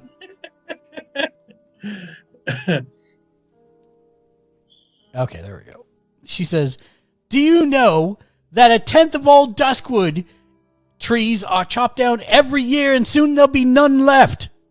This shopkeeper promotes murder of trees." What paper did you write your sign on? Did she have a paper sign, or did she have like a wooden sign? It's a wooden sign. Yeah. So where'd you get that wood for that sign? from renewable trees. I'm just sipping. I'm just drinking out of the bottle at this point. Oh, today is gonna be a day. I can see it already. I'm not even gonna sober up. I'm going to full engage, and I will not let go. Like, I will sit there and argue the point with her for like an inordinate amount of time, and everybody else is like free to get fed up and like move on. But I will continue to argue. About 15 seconds in, I'm rolling. She said, "Is there a street vendor out here? No. Some meats? No. Is that somebody walking by with like shepherd's pie and stuff? Nope. It's crazy. Shepherd's pie. Not down here. This isn't a Ren fair. Yeah. Quark's gonna head into the manor and look for Zek because he kind of felt bad for his buddy missing out. And Itali, what are you doing? And go along with Quark. Okay. So Leo, you're there by yourself. She says, "Oh no, I'm watching this." Oh, right, with Mythos. I'm sorry. Yes. She says, "Don't let this charade scare you." But he could be using other types of paper and not that type, not Duskwood trees. But have you? Do you have any arcane experience? I do. That's why I'm protesting. Really? Let me see your book. We don't all need books. Sorry. She says, "What I'm kind of video? I'm not. You can't just ask someone for their book." She's like, "You want to see my recipes?" Really? It's really inappropriate, dude. Do you have recipes of an arcane nature? Yes. Yeah, I do want to see your recipes, actually. She pulls out a book. It's an alchemist's book. And she has all kinds of recipes for different potions. Magical potions. She says, "My name's Fala, and I run the alchemist shop on the other side of the street." Very interesting. Now, aren't all trees renewable? Only if people replant them. And Duskwood's being destroyed at a rate that it is going to be gone within several years. Whereas he could be using other types of paper, but he chooses to use one of the most expensive and rare papers to do these spells on, and they could be done on other papers. Well, Fala, you have... Make me an Arcana check, actually. Yeah, I will be glad to do so. Natural 20 plus like 6. So now that you think about it, there are quality alternatives to Duskwood. However, you know how easy it is to obtain. I mean, you're obviously not running a business, you don't know. But, I mean, as much as you're trying to antagonize her, she's making some good points. Could probably just use human skin that regrows. I'm so glad you're not there. I'm glad I didn't hear him say that too. Follow, you've perhaps made me reconsider my understanding of the use of at least of local Duskwood, and I would very much. And to the point, you are thinking it through. There's shadow top paper. There's Laspar paper. There are several alternatives.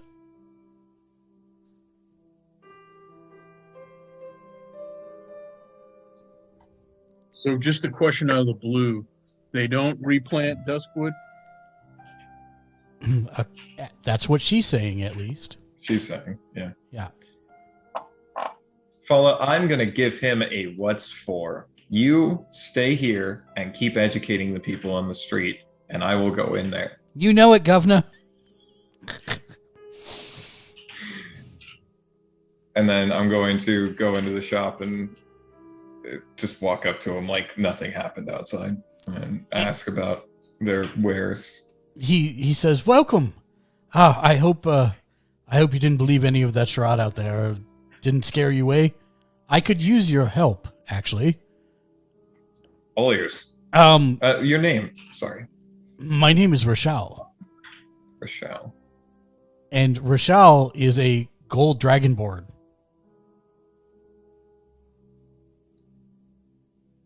All ears, Rochelle.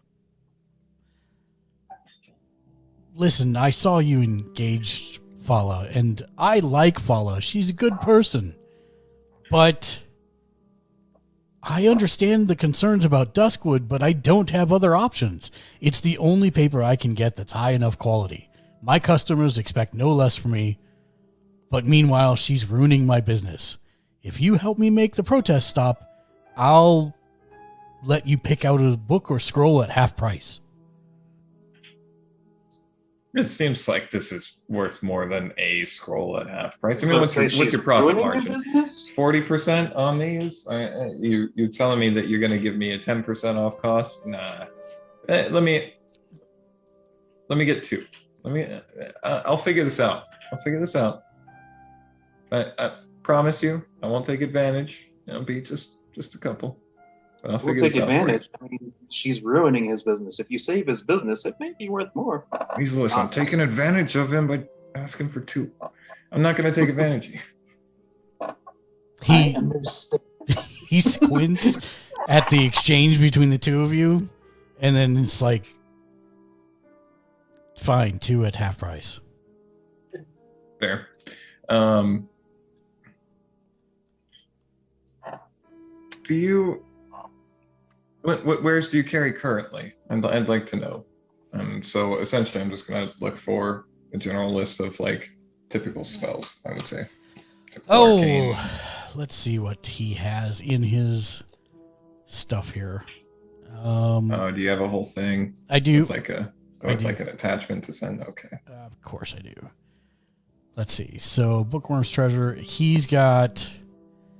Okay, on the cheap side, he's got Comprehend Languages, Detect Magic, Featherfall, Find Familiar, Mage Armor, Magic Missile, Shield, Unseen Servant.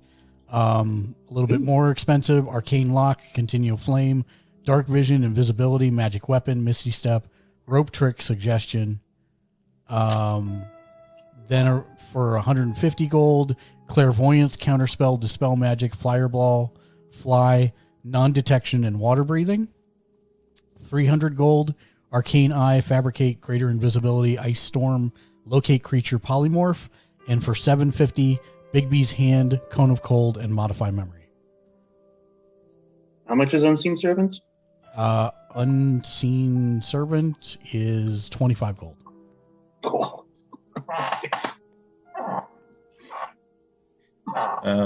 Okay. Is there... Oh, I'm sorry. Hold on one second. Sometimes the cost. Yeah, that cost is to purchase a scroll. No, that cost is to copy the spell from his spellbook into your spellbook. If you want a scroll, I was gonna say that was super cheap. Yeah, if you want a scroll, it's twice the cost. The expense versus scroll. Okay. Is it possible that I could ask you to like take a snip of that and send it to me? Yeah, no. I was planning many things. I was planning to do that also anyway, so no problem there. I'm going to ask him if he Rochelle, do you happen to know of the alternatives that exist for Duskwood paper, or are you unfamiliar with those reasonable alternatives? No, I'm familiar. I just can't find any suppliers.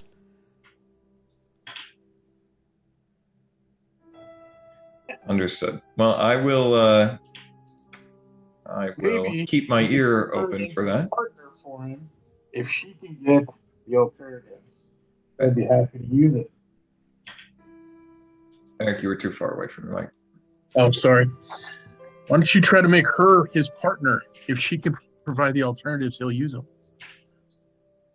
Make it her responsibility to help him get the alternatives that she's going to.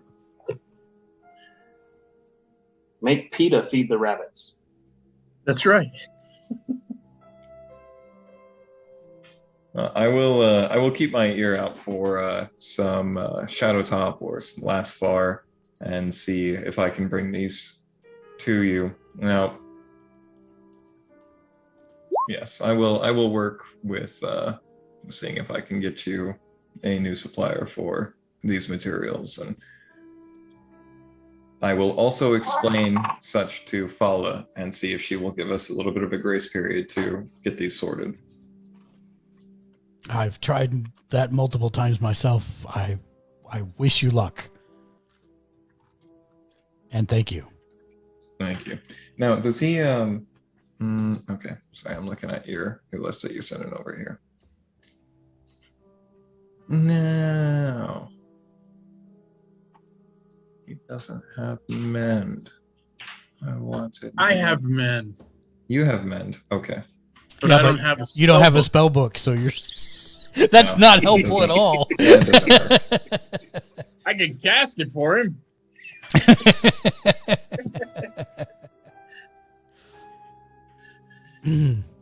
Okay. So while you are doing that and considering that, Zek and Quark and Itali. Itali and Quark, I also went with them. Oh, you I did? didn't stay for Oh, that's right, because you kept talking. Sorry, I got confused. Yeah. So yes, you guys make it back into the manor. You see that Zek has managed to clear a little bit of the tap room, and there's enough cleared that everyone can sit in the tap room, but not enough that you would be anywhere close to done. I'm going to start using mend on furniture. Are you now? Is that how that works? That is how that works. I am just looking at my fancy tables that I had set up here for people doing some of the work.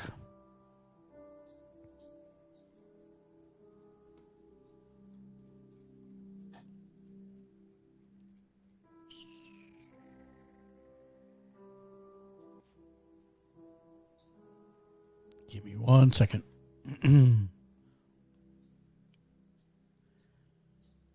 So are you going to do that for an extended period of time or just for a little while, or what are we doing here? We'll start with enough that everybody can have a place to sit and maybe a table. So Zek has already done that. Okay. That is exactly what he got done in the amount of time before he went to sleep last night. However, there are still a lot of broken chairs and tables in the corner. That is correct. You could make people more comfortable by having more chairs. I only have really one table.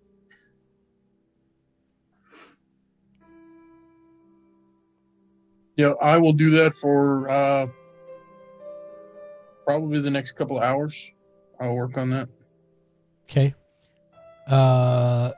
Give me a spell casting ability check. So use on your spell sheet. It should have like a DC up there. Just beat your own DC. Okay. Or just roll a D20 and beat your own DC. I guess the best way to say that.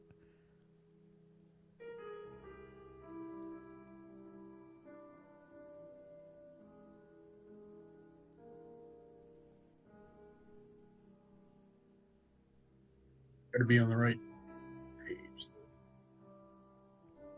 Right. Nope. Well, yeah. So yeah, it's slow going.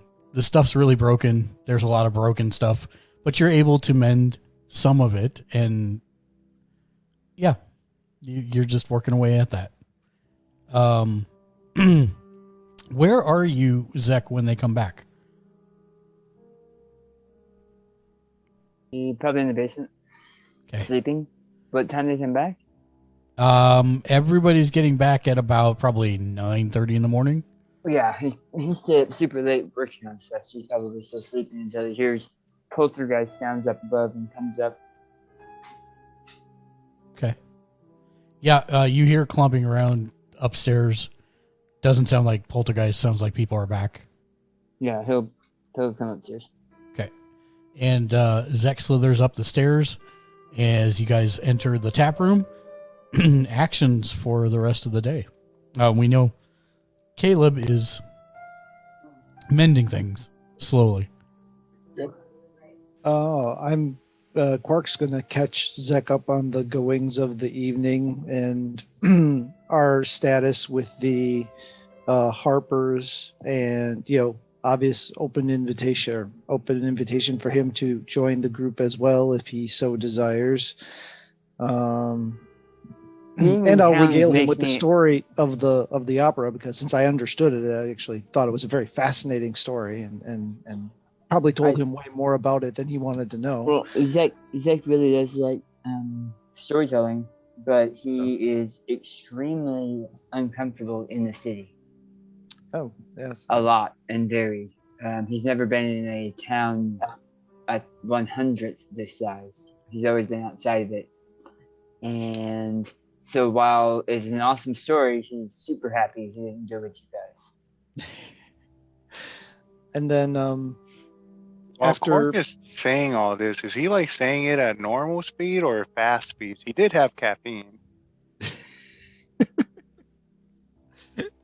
he's probably a little bit of both, probably talking fast and with a bit of a slur, because he's still feeling the effects of the hangover, but he's probably never had caffeine before, so he's probably pinging a little bit and talking really intently and energetically, and then about the time we finish up, I assume we're still about probably like midday at that point. Quark's going to wander upstairs and see about turning the area that's labeled attic storage into a room, because, it'd be nice to have roof access and easy egress if I needed to fly in or out. But before he goes, Zach, he's like, "You're my favorite snake, man." I love you, man. And not as lunch. And to you, pervy Birdman. Attorney at law. How does the kitchen look? The kitchen needs work. I mean, It's functional. It like the stove will work, but this is one of the areas where you're probably going to spend the most money to fix this. So Zek will then spend the rest of the day just making it usable for our party. Understanding that I can't make it like a 5-star kitchen, right? But throwing out the garbage, clearing out the stuff that's obviously gone bad. Make me a dex check. Yeah, you're able to get the stove working. One of the burners was out. You managed to fix that. In fact, by the time you're done, you don't think you're going to need anybody to actually work on the stove. So you thought it was worse than what was going to be in your wheelhouse, but you're able to fix it up. He spent plenty of time KP duty with the circus. So yeah, and with that being said, that alone will probably drop your costs down to 1,000 gold. Oh wow! You're able to get quite a bit done in the kitchen. It's still going to need to be like updated, but not as much. Okay. Great. And that's me. That's me for the whole day. Okay. And Leonardo and Mythalos. I'm purchasing unseen servant to put in my spellbook. Okay. So you'll copy it out of his spellbook for 25? Yeah. Very good. Oh. Did you get paper and ink at some point? Did I miss that? You got paper and ink. Yeah. Actually. I also got him paper and ink a while ago from that. No, that's what I'm talking about. I had 10 gold worth. What's that? I said I think I only had 10 gold worth of parchment and ink. That's all I was able to find between like small towns and getting here. I didn't have it in my notes that I got more. Yeah, you got some from the mother. She had a supply of fine paper and inks that she gave you. I don't know why I missed that on my list here. Do you remember what the value of that was? I thought it was 10 gold. 10 gold's worth. Okay, so I do have that. I do have that on my notes. Although I don't remember what Zek got me. I'm trying to look through my notes here. Well, no, that's it, because you weren't there, and so she gave it to Zek, and then Zek gave it to you. And Right. I also think I think you said like 20 gold worth of stationery supplies from Adventurer Walmart for Leo. Yes. I don't know if it was any good because I'm not a spellcaster, but Yeah, it was 20 gold piece of very fine paper. Right, and it's 150 to copy a spell, is it? 150 worth? Real quick. And then would I be able to purchase enough? Now I'm missing my notes. Enough of the deadwood, duskwood. Would I be able to purchase enough duskwood from? Rashal doesn't sell the paper. Okay. Just for his scrolls. Correct. Sorry. You can skip me and go to Caleb and Tali.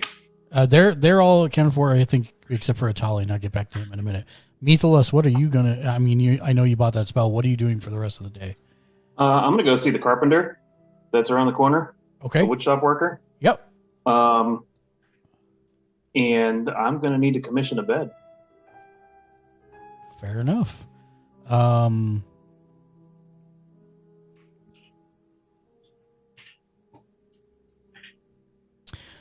So when you go in, you see that the name of the place is the Bent Nail, and you see a older elf working on a cane. He's whittling away at a wooden cane, and he sees you come in and he says, "Hello, welcome to the Bent Nail. What can I do for you?" Well, good afternoon. Good afternoon. Some friends and I have just become the new proprietors of the Trollskull Manor, and it would seem it hasn't been used in quite some time, so we're going to need quite a bit. But personally, to make it livable for myself, I'm going to need to commission a bed. Well, congratulations, first off. Thank Second you. off, that makes us neighbors. I'm Tally. I'm Methalus. Nice to meet you, Tally. Pleasure to meet you. Should I be saying my lord, or are you just a very finely dressed gentleman?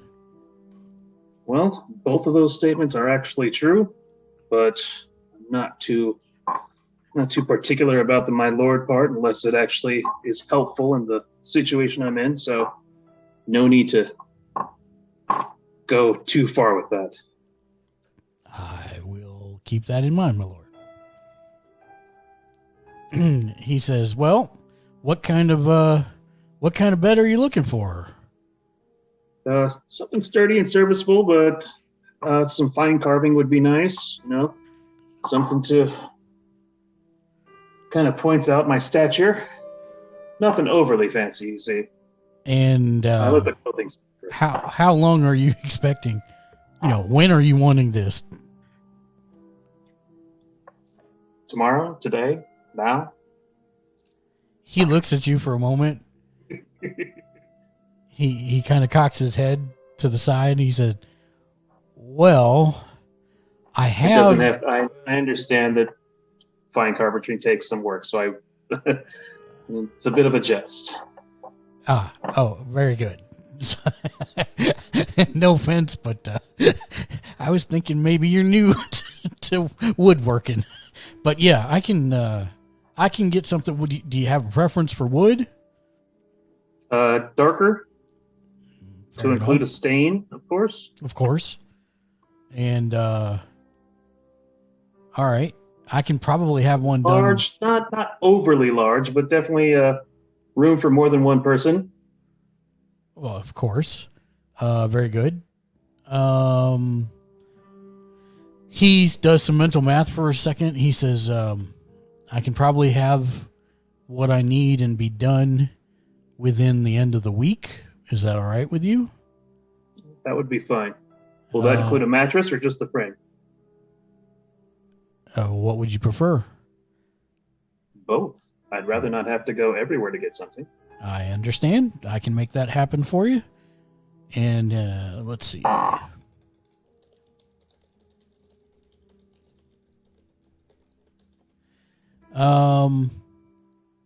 Also, I may need an armoire, a couple shelves.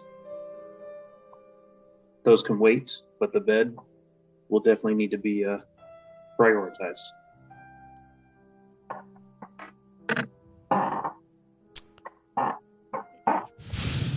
Probably, he said, well, I will need a deposit of half. So,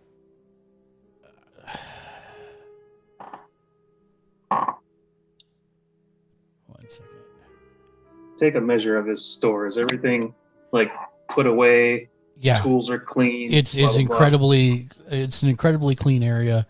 You can see that he does have some machinery for working wood down and cutting wood, but even that's cleaned up nice, and all of the pieces that are here available, he is really high quality. Fantastic.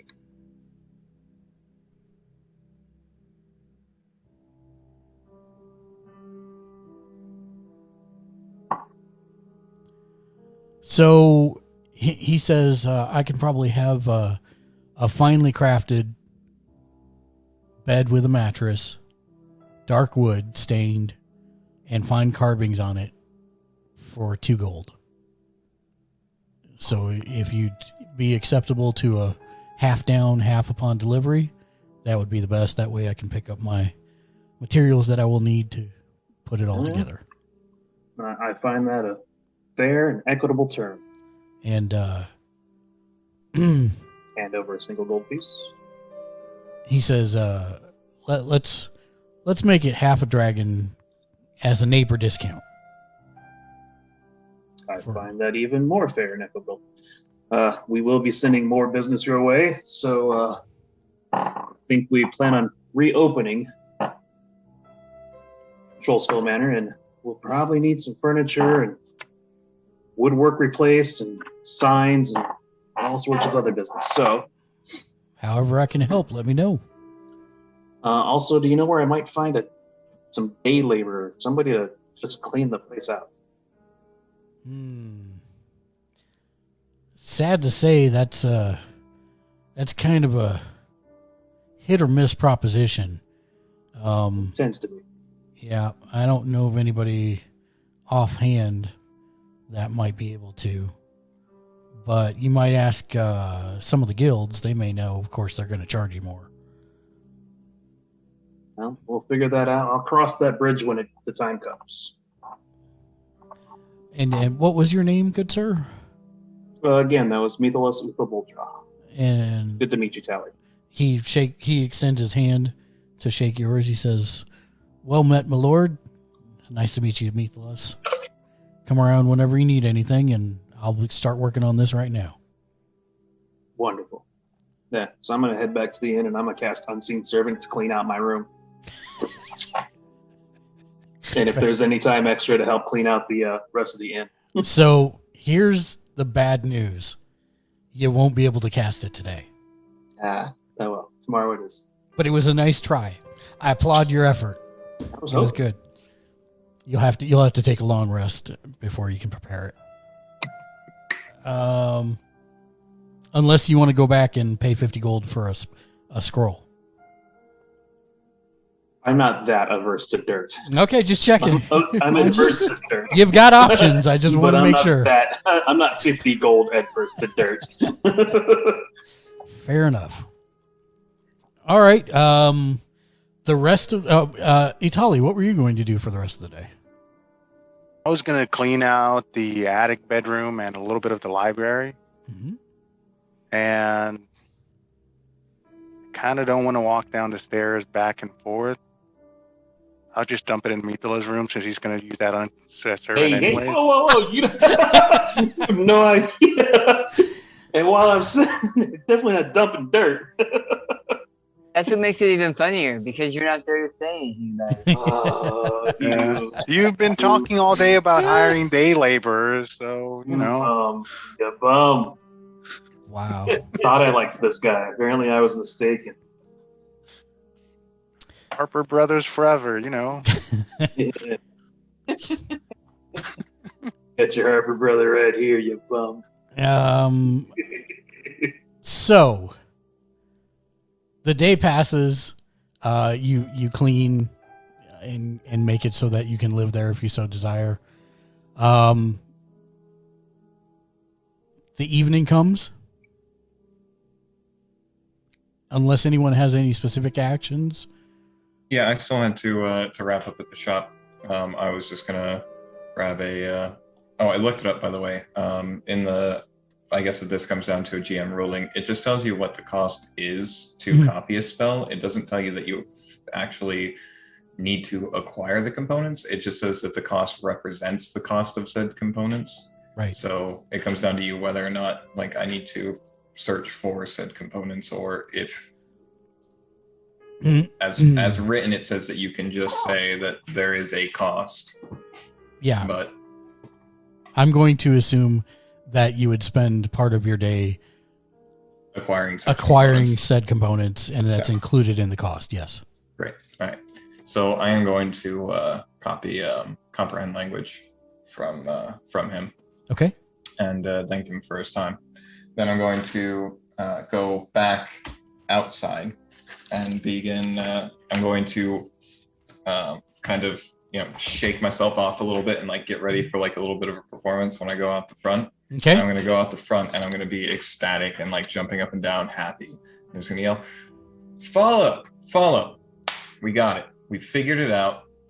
He is going to get a new paper supplier, and I'm going to help him with that. I made some fantastic friends at the opera last night. I didn't even get to tell you the story about it. And I'm just going to act a little bit catty and, try to like draw her in as much as possible, and say, just wrap it up. And I am going to go see those friends over the coming week, and we will get him sorted. Now, he's got enough stock in there already. We can't rebuild those trees. Can't put those trees back together. So I think that if we just work with him a little bit, he's going to be very happy that we are helping him to go find a new supplier. So I think that you can go back to working on your shop and rest assured that I will take care of this. Make me a persuasion roll. 10 and 1, I think. Hold on, I got physical books and stuff. Persuasion is 0. Straight 10. She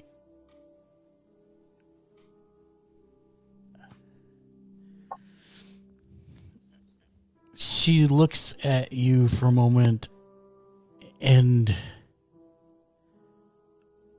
she turns her head towards the door to the shop, and you see the Dragonborn staring at her.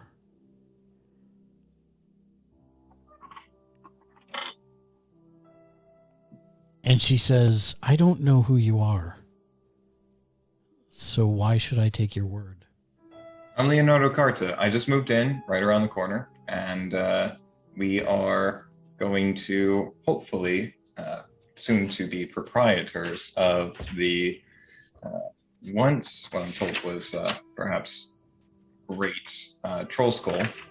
we intend to bring our shop back together. And what I would like to see happen is that all of us as merchants, and me being an aspiring one, can come together and work together to see not only that we are taking care of each other, but the environment and the world around us so that we can continue to do good business.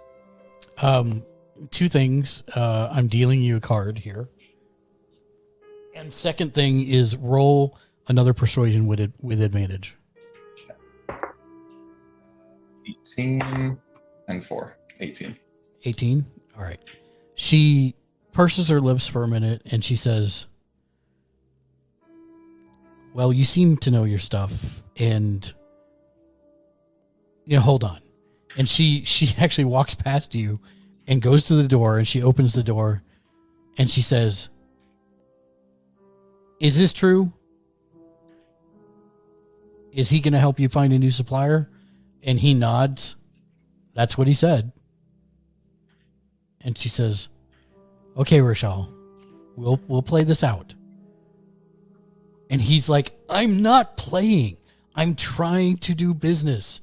And she just kind of lets the door close and she says, okay, see if you can find him another supplier that doesn't deal in Duskwood. And if that works out, then I've got nothing more for him. I like him. He's just doesn't think about the environment at all. Well, I do have a very strong lead on that, and I also need to come see you as well at some point for your services, and I appreciate and presume that they will be environmentally friendly as well. Absolutely. And she smiles and winks at you. I'm going to do just an overdramatic wink back as best as I can. She shakes her head and says, I'm taking my sign and going home. And she picks up her sign and goes home. I will go skipping off towards the Trollskull and clean my room. And gather your components. And that's your day? Yep, and that's my day. Okay. Anyone else have any other actions before the next day? I wanted to find the Thieves Guild. Can we do that tomorrow? Of course. Okay.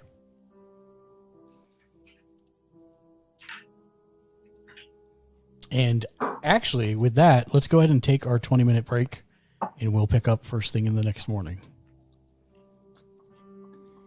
Ooh. Good.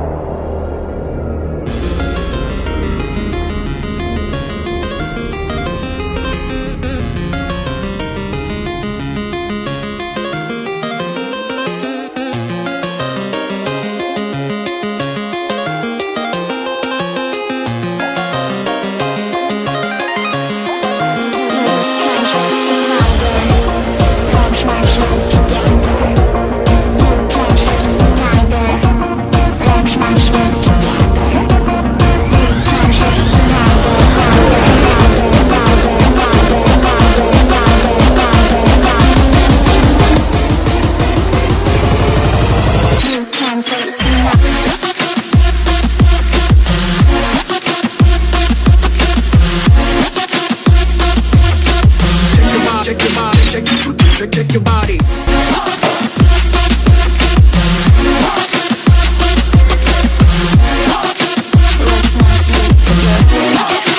You can sleep in my bed. Let's not sleep together. You can sleep in my bed. Let's not sleep together. Check your body.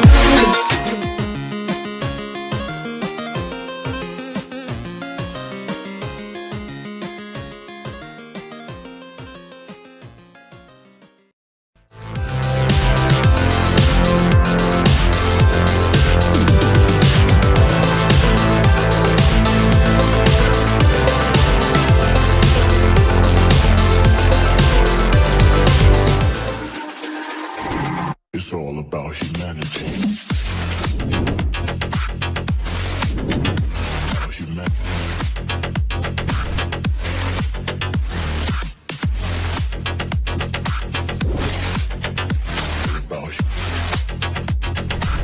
It's all about humanity.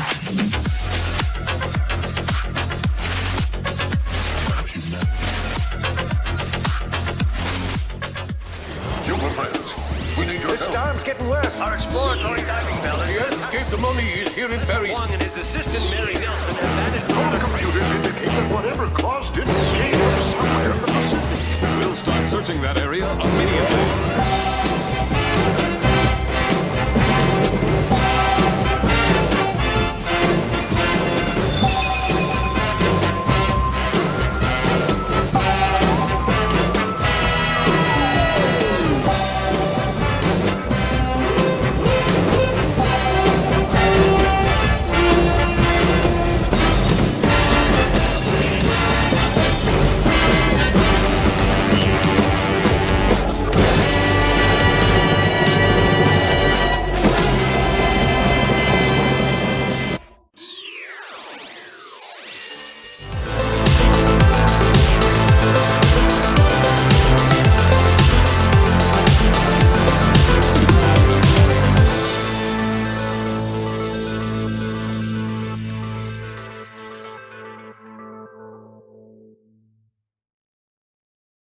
Did you know that you can subscribe to the channel for free if you have Amazon Prime?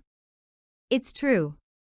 All you have to do is sign into your Amazon account, and then go to gaming.amazon.com. On the left side of the screen, under your name, it will ask you to link your Twitch account. Once that's done, just head over to our Twitch channel at twitch.tv/gamersledge. You'll have an option to subscribe using your Twitch Prime. It costs you nothing, but helps support the channel.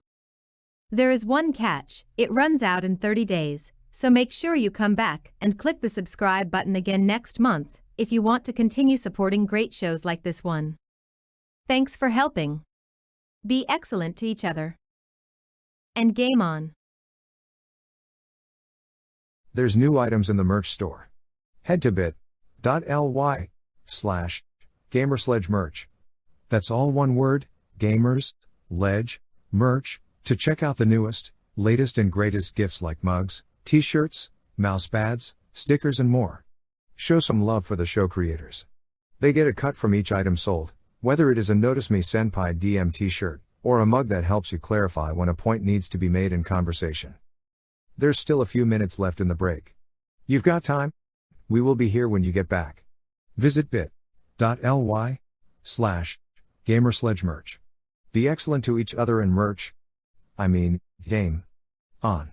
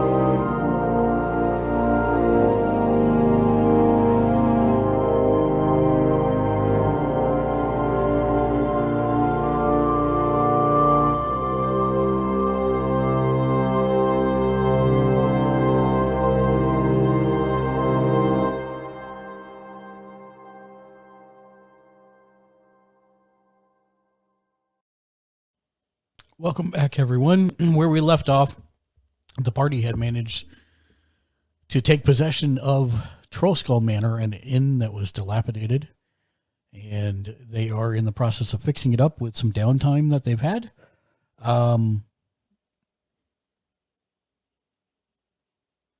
It is the next morning when everyone awakens. You find a young boy standing on the threshold of just outside the door of the tap room, waiting to be let in. But that is everyone except Zakusu. Zek, while you are in the basement,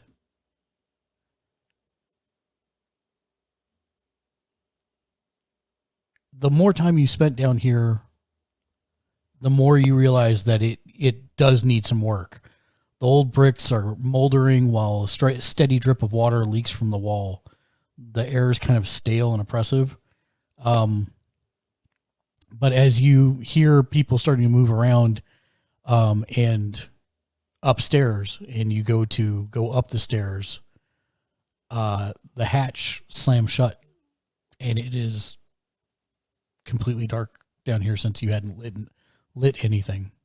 But you have your dark vision.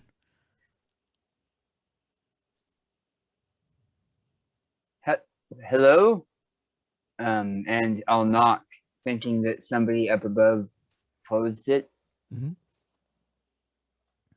No response. I will try to open it again. Make me an athletics check.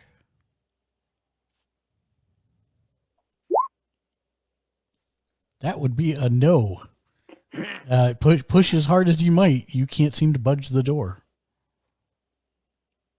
I'm going to try and listen carefully to see if I hear anybody moving upstairs. To maybe try to get their attention if I can hear.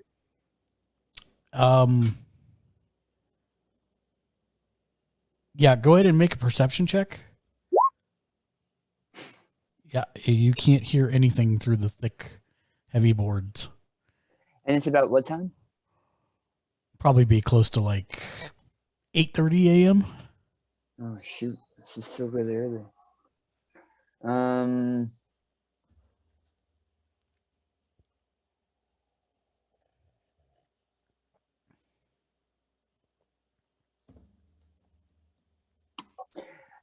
You said that it does look like down here needs some extra work. Do I see anywhere where there may be cracks in the floor above that, say, a snake might be able to fit through?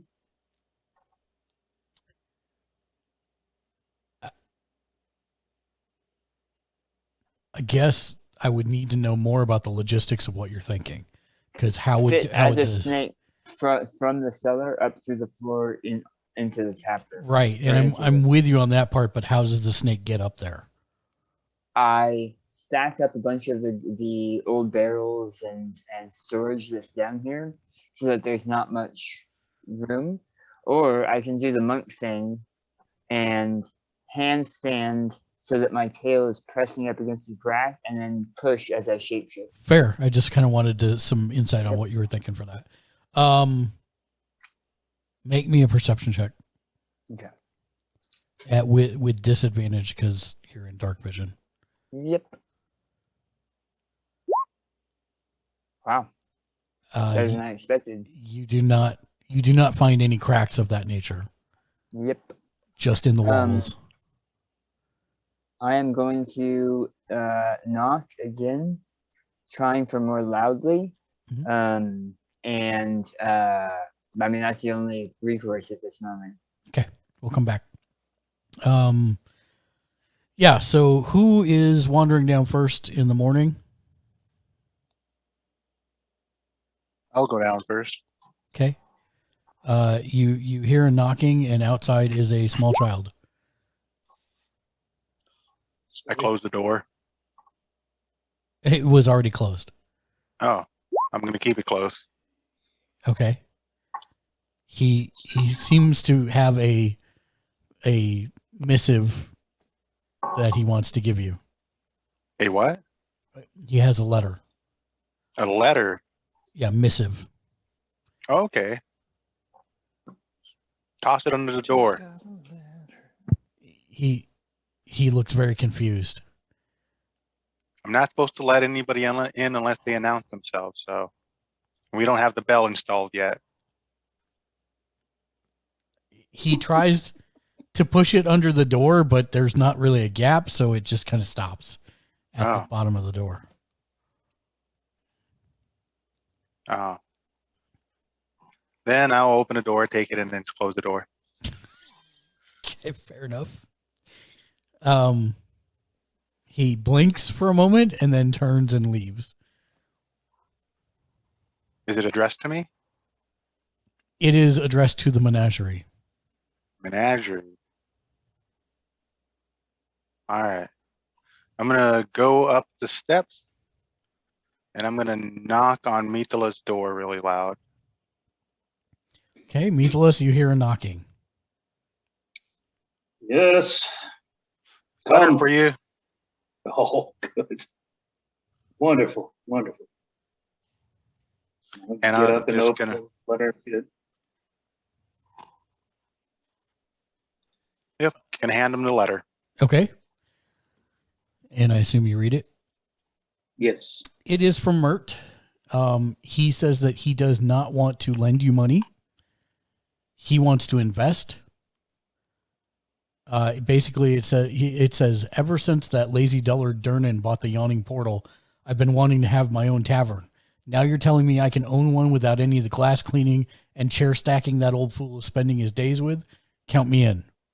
And his offer is he will take, and he writes in the margins, normally it would be 5%, but seeing as you are now Harper's and he is your contact, he is doing it for 2.5% per 100 gold.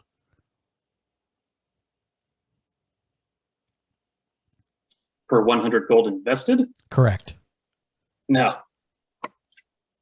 Which would work out to about 25%. 25% of profits then. Correct. After costs. Net, not gross. I'll have to talk to him.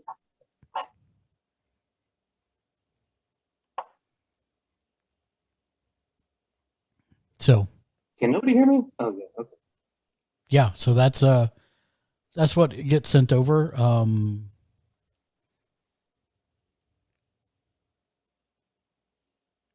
Perfect. Go downstairs and start finding everybody and waking up and moving around.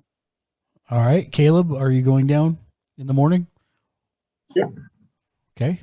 So you're in the tap room. Itali, are you going back to your room or are you going back down to the tap room? I'm gonna go upstairs and feed the pet rat and then go back downstairs. Okay. Quark, how about you? Yeah. See, I was actually just getting back from my morning flight, so yeah, I'll head downstairs now. Okay. And Leo, what about yourself? Yeah, I'm going to be heading down. No, I'm going to take, before I head down, I'm going to go into the library and drop the scrolls off that we've collected there. I'm also casting Unseen Servant to start cleaning up. Sorry, my bad. Sorry, I'm confused. What scrolls? We had collected. The ones you had found on adventuring, not yes. From yesterday. Got it. Okay, I was confused if I had missed something with the. Okay, sorry. Go ahead, Mithalas. Sorry. Before I head down, I'm going to cast Unseen Servant to start cleaning my room, and then as it finishes that, start cleaning other rooms on the 3rd floor. Okay. And try to gather everybody up, saying we got a letter from Mert saying he wants to invest, and we should probably talk about it. Yeah, go ahead, and I will do that. I'll return you guys in a second. Zach, make me another athletics check.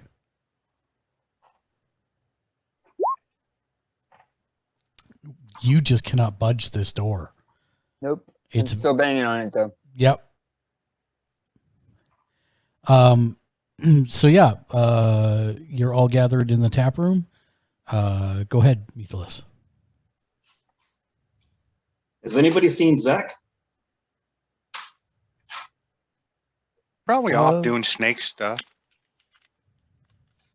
No, he went downstairs. That's really racist.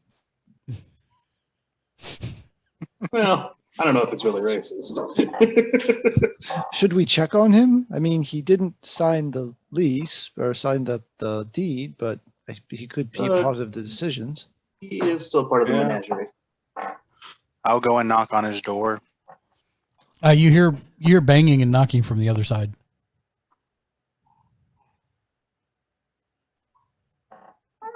Oh yeah, I hear banging and knocking, or he hears banging and knocking? You hear banging and knocking from the other side. Oh. I open the door. Can I open it? Does it budge? It does not budge. Make me an athletics check. Are you in there, Zach? Yeah, that's what you hear. Yep. Oh. Is he pooping? Yes. It does not budge. Zach, make me a perception check.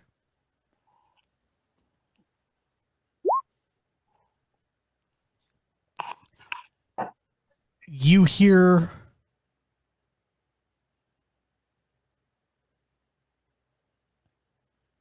movement in the walls, like a scurrying.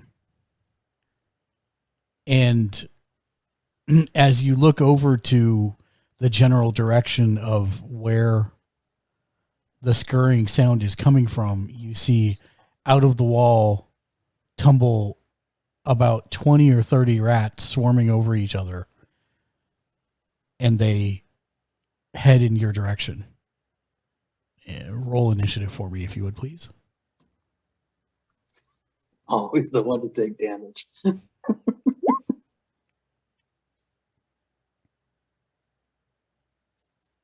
I've got to find one and put it on here. Hold on one second. The combat tracker wasn't up. Yeah, that too. Give me 1 second.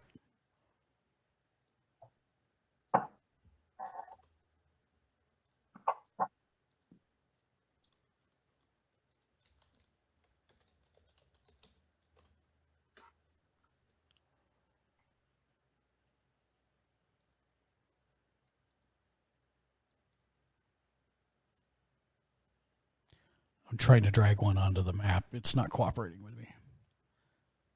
Hold on.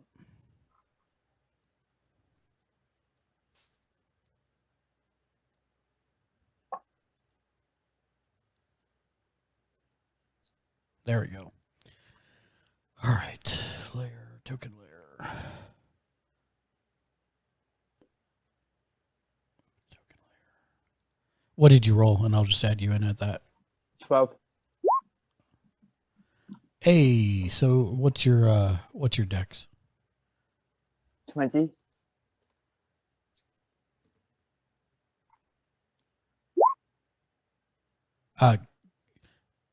No one's rolling initiative but Zach at this point. Sorry. No, you're fine. You're fine. Let's see. He was just trying to join it so he could heal me when I invariably died thanks to this one rat. It's a swarm of rats, not one rat, to be fair. Oh, goody. Swarms. Zach, you said 12. Grouping it. 12. Yep, you have faster. So you go first, and I'll get Caleb out of there. So you get to move first. You're about 5 feet. We can do this theater of the mind style. I just needed to be able to see his stats and stuff.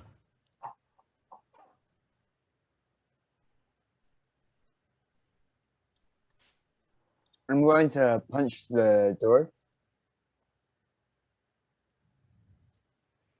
Okay.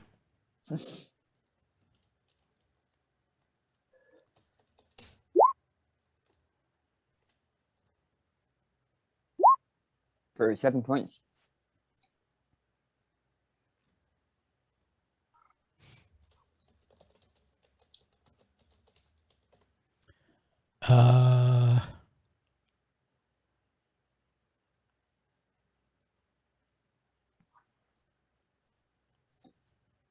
Standby 1.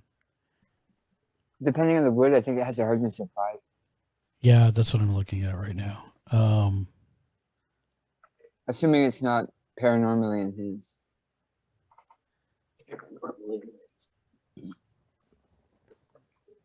Are you the only character that has no magic out of this menagerie?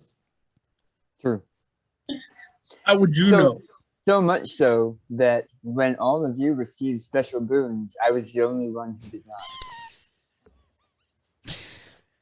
not. That's because the real boons are the friends you made along the way. You managed to break the door. Oh. However, like you have shattered the door, yet something is holding it in place. Like it's holding the pieces. Rats. And I'll spend the bonus action to go into patient defense. Okay, very good. So the rats tumble over themselves and swarm towards you. And JR, you were very clearly able to hear him now, and you can see that like he just broke the door. You saw the door kind of splinter and shatter. But something is holding the pieces of the door in place and closed still. But you were able to understand him very clearly go, rats. He must mean like rats. He's in trouble. Not rats, right? Either way, I shall yell and get the others down here. Because I can't even open the door, and the door did burst open and then didn't really open up. So might need magic people. The swarm manages to kind of spill over your shoes, and they try and bite at you, and you're able to kind of kick away from them and dance out of the way of it. The shoes on the feet he doesn't have. Yeah.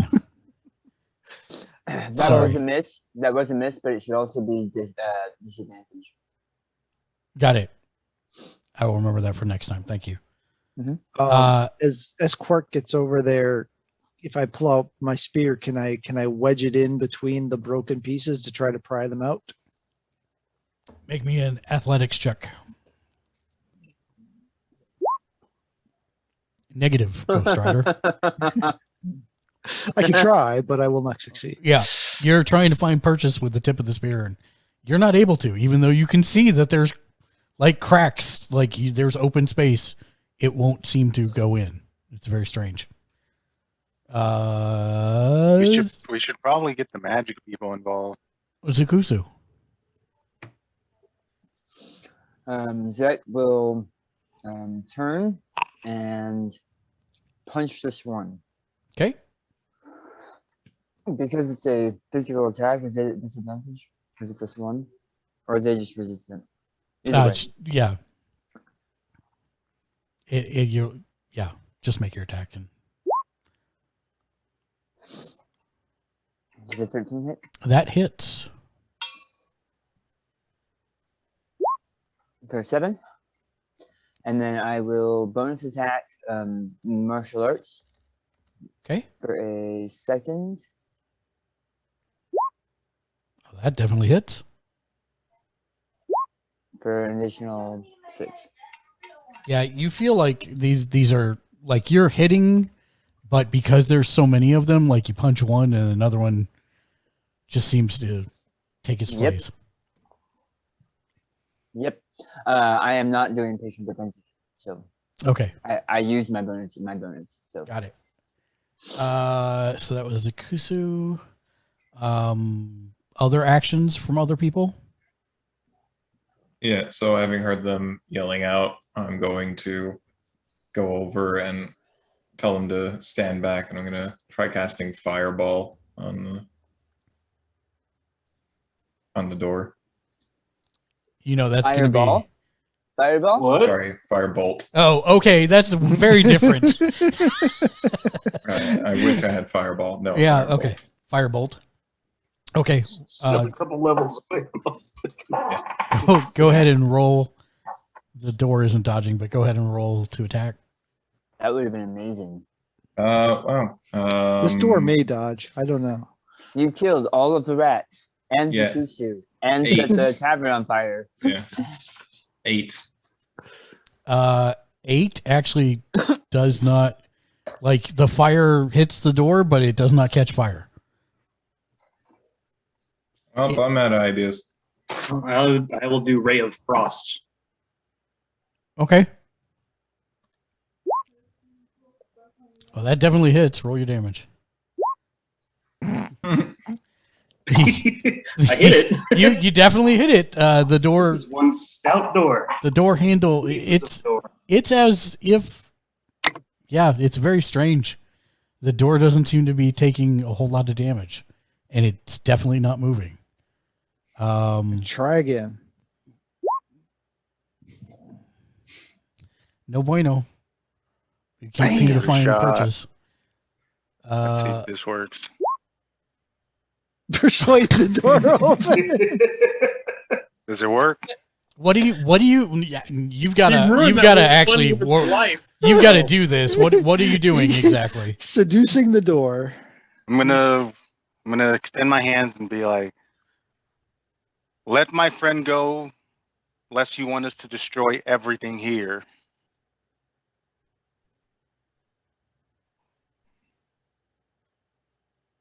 Nothing happens. I tried, guys. Zek's dead to us. I tried. And I need to find another snake. The swarm of rats goes to attack you again. But once again, you're able to easily dance out of the way. All right, I'm giving up on this door. I'm going to try and pry up the floorboards next to the door. Were there no windows to the cellar? No. The underground cellar? Yeah. It's completely underground. Dang. Zek, you're up. I'll come back to you, Matt. Okay, sorry, yeah. While it did seem like it was less effective, did it seem like it was at all effective? Yeah, you killed like 1 or 2 of them. Okay. Then I'll continue. Punch. That hits. And crush. Oh, that's a crit. Just make sure you hit the unarmed strike there that shows. Yeah. Perfect. Okay, give me a second because I got to do math. Maths. So that's that. And then...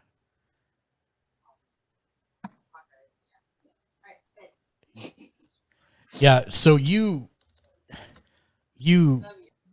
move backwards and you're like, can I palm strike a swarm? And then you palm strike a swarm and you see quite a few rats in the center die. I just yanked their key out. Yep. Other people. I'm gonna try using my rapier at the door. Okay. Do I roll athletics or do I just Nope, you roll attack. attack? Oh, that's probably nothing. Yeah, it just bangs off of the door. Damn, why isn't this door opening? Quark, you attempt to pry the floorboards near the door. You can't find purchase underneath them either.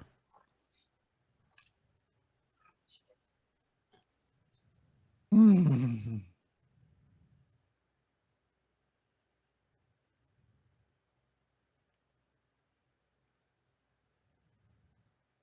on, magic-y guys. Yeah, can't you detect magic this door and see what's causing this? It'll only Just give tell us us what a kind of school. magic. Yeah. It's not gonna tell Find us. out where it's not enchanted, though, because maybe we can get through that part. True. I will cast Detect Magic full on rather than as a ritual. Okay. I've got it prepared.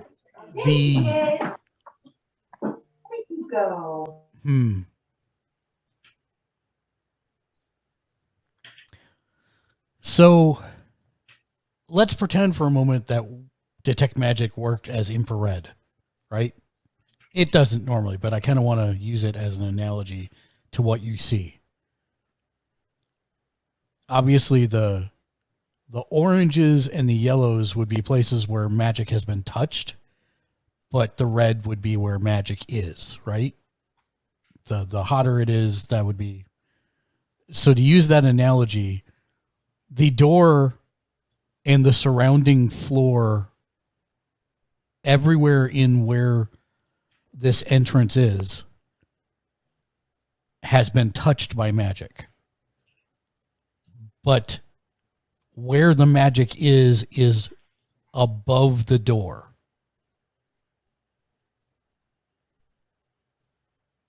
And there are two tendrils of magic extending to the door handles.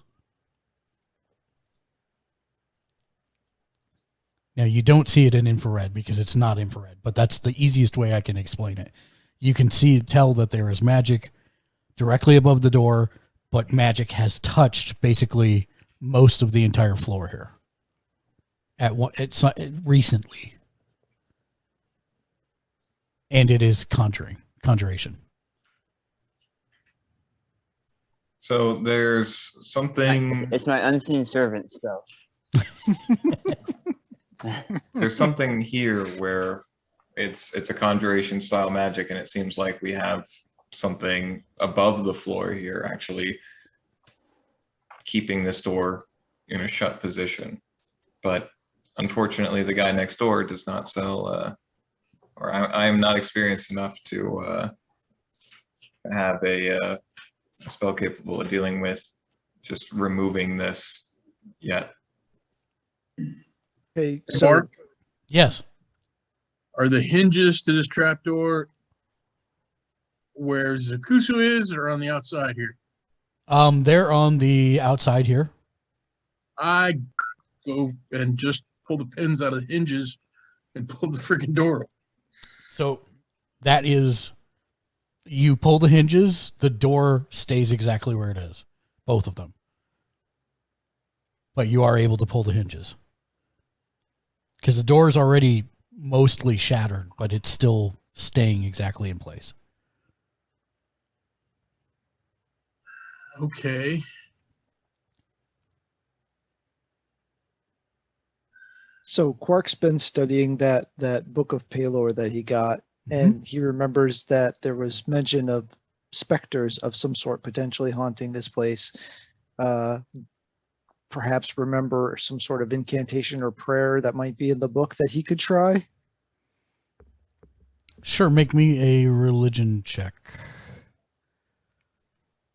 Come on, magic dice. Oh, that not so bueno. I'm gonna summon a demon instead. You are panicking. You do not remember anything. You remember on a dark desert highway. Is that right? On a dark desert highway. Cool wind in my feathers. Yes. Can I run next door to the bookworm's treasure? You can. Sure. You'll be out. Yeah. You'll be out for a while. Okay. Because it'll take you like 10 rounds of combat just to get there. Just FYI.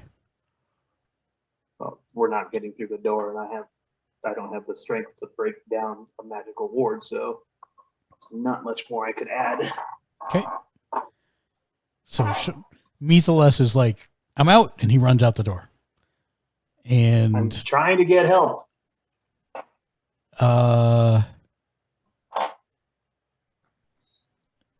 Zach.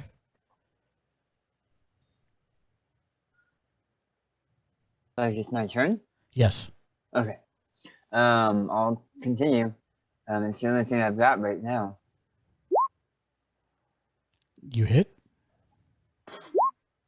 And bonus action to hit. Does a 15 hit? It does. Okay. So 16 total. Let's see, that's...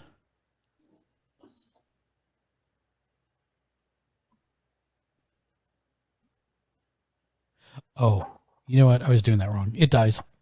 The swarm, you manage to stomp or, crush or punch the remainder of them until it's dead. Okay.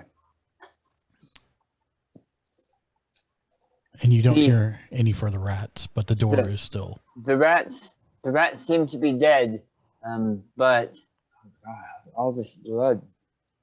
But I still can't get out.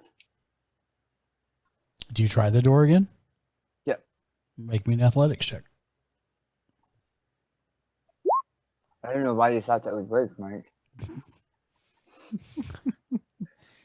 No one in this house is strong enough to lift the door. I know that's actually, yeah, it's actually a thing.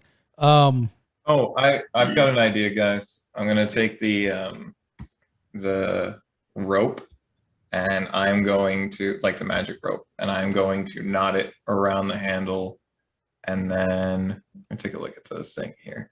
I'm going to presume that I can get it to like a leg of the bar or something. I'm going to look for the sturdiest thing that is within, like, I would say the 30 feet of play that I'm going to have on this. If there's like a sconce, all the better, or whatever. And no, I'm going to do that, and then I'm going to run it down a line down the side of the down through the pantry. I'm going to command it to knot, and then I'm going to tell everybody grab a knot and heave. Okay. So if everyone does that, make me who's got the highest strength? I'm 14. That's probably you. It's Quark. And wait, where's strength? That answers a question in and of itself. It's with the rest of your stats. It's on the left side. Strength, top one. that's just a 3. No, well, oh wait, yeah, that's the big 16. letter. There you 16. go. Yeah, So you're the strongest, Itali. All right. So you're going to roll for everyone. You're going to roll athletics with advantage. With advantage. All right, rolling athletics.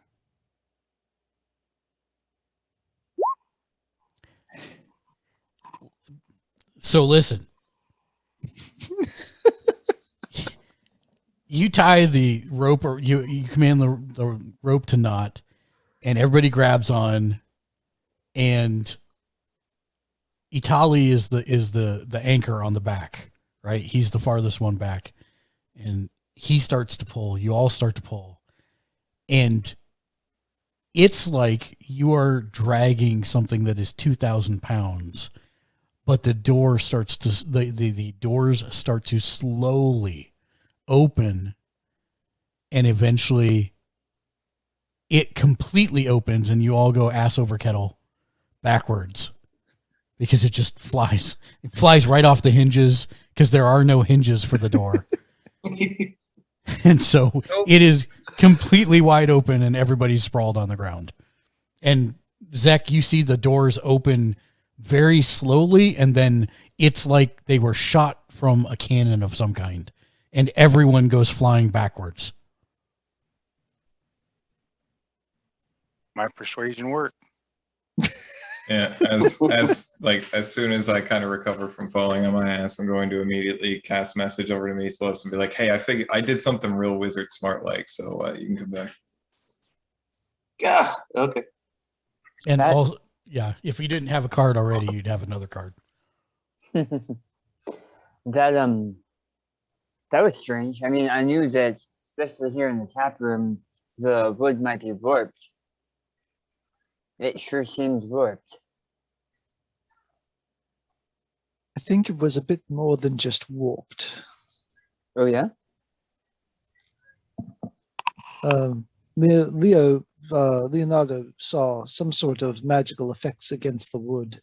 That is why we could not get it loose or find purchase to pry it apart. Interesting. Did you hear or see anything prior to being stuck? Just the rats that seem to come in from the wall. Oh, and I'm gonna go check and see if there's where the rats came in from. Yeah, there's a little hole at the base of the wall. Did it look like they came down from above or up from below? Down from above. So we've got a rat infestation somewhere in the walls.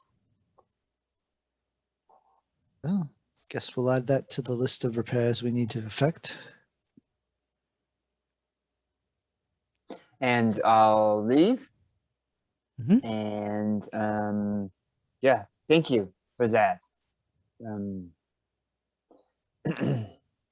That could have been far, far worse. As I'm sure you know. Oh, wait, Miss Willis isn't here. No, I got this pretty quickly. I was maybe back. Yeah, he's back by now. Just tell them they were all diseased.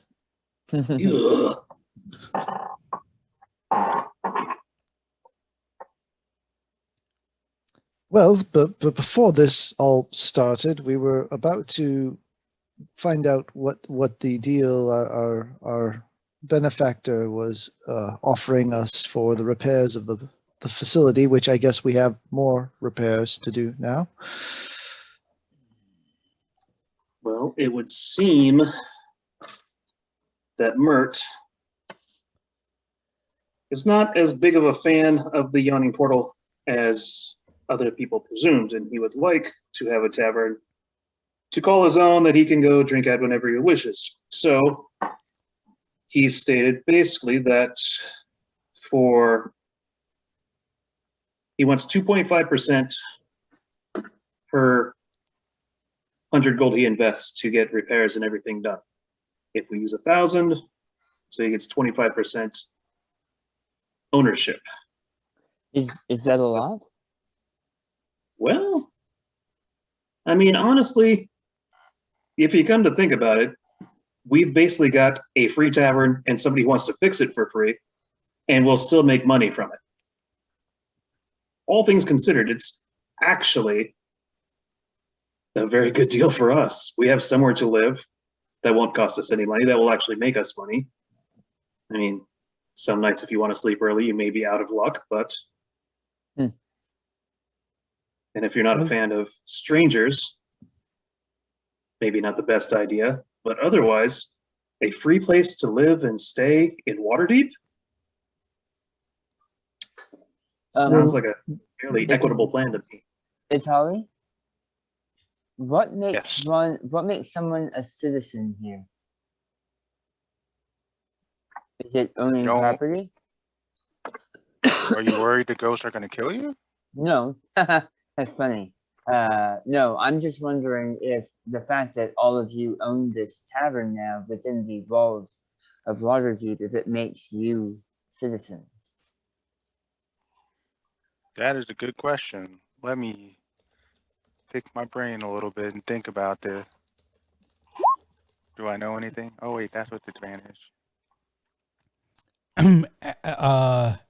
Yeah, once you don't need to roll on this. You know okay. That once someone owns property there and live in it, they are residents of the city. Yeah. Yeah, once you like own a property, you become a citizen.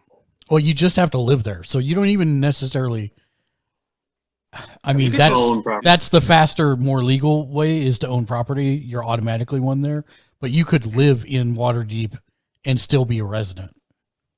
Yeah, you can just, hang out here, live here. Not a resident, a citizen. Based on the laws we read earlier. Right, citizen. I'm sorry. Yes, citizen. Okay. Yes. Yeah, you can just live here and you'll be considered a citizen. I mean, we could only take 1,000 gold and then do the rest ourselves, which would give him 25%, or if it's going to take 2,000, that would give him 50%. How much startup would we need to purchase supplies and hire workers and whatever permits and such are necessary.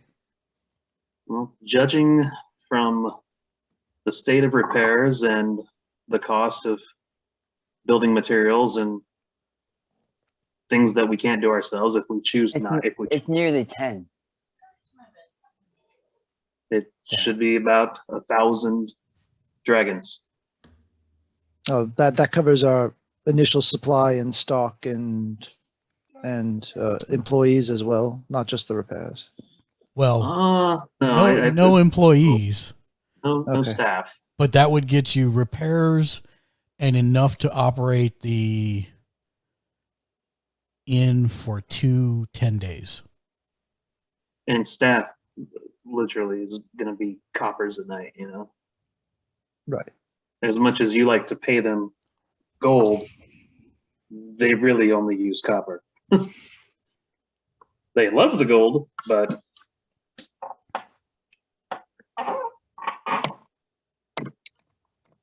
I don't know. I think it'd be a now that we know there's a rat infestation and possibly some kind of spectral manifestation as well. How much is it to employ a priest that can perform an exorcism or a... That's a great question. What if we convinced whatever's haunting it to just become a worker? I don't think people like working while they're alive. Yeah, can you see if your unseen servant might be able to like interact with this unseen entity? It can't attack and it doesn't talk, so it only really takes commands. We don't. You can see if it bumps into anything. Just have a patrol. Command it to talk. Not really a thing. But like, pat him on the head.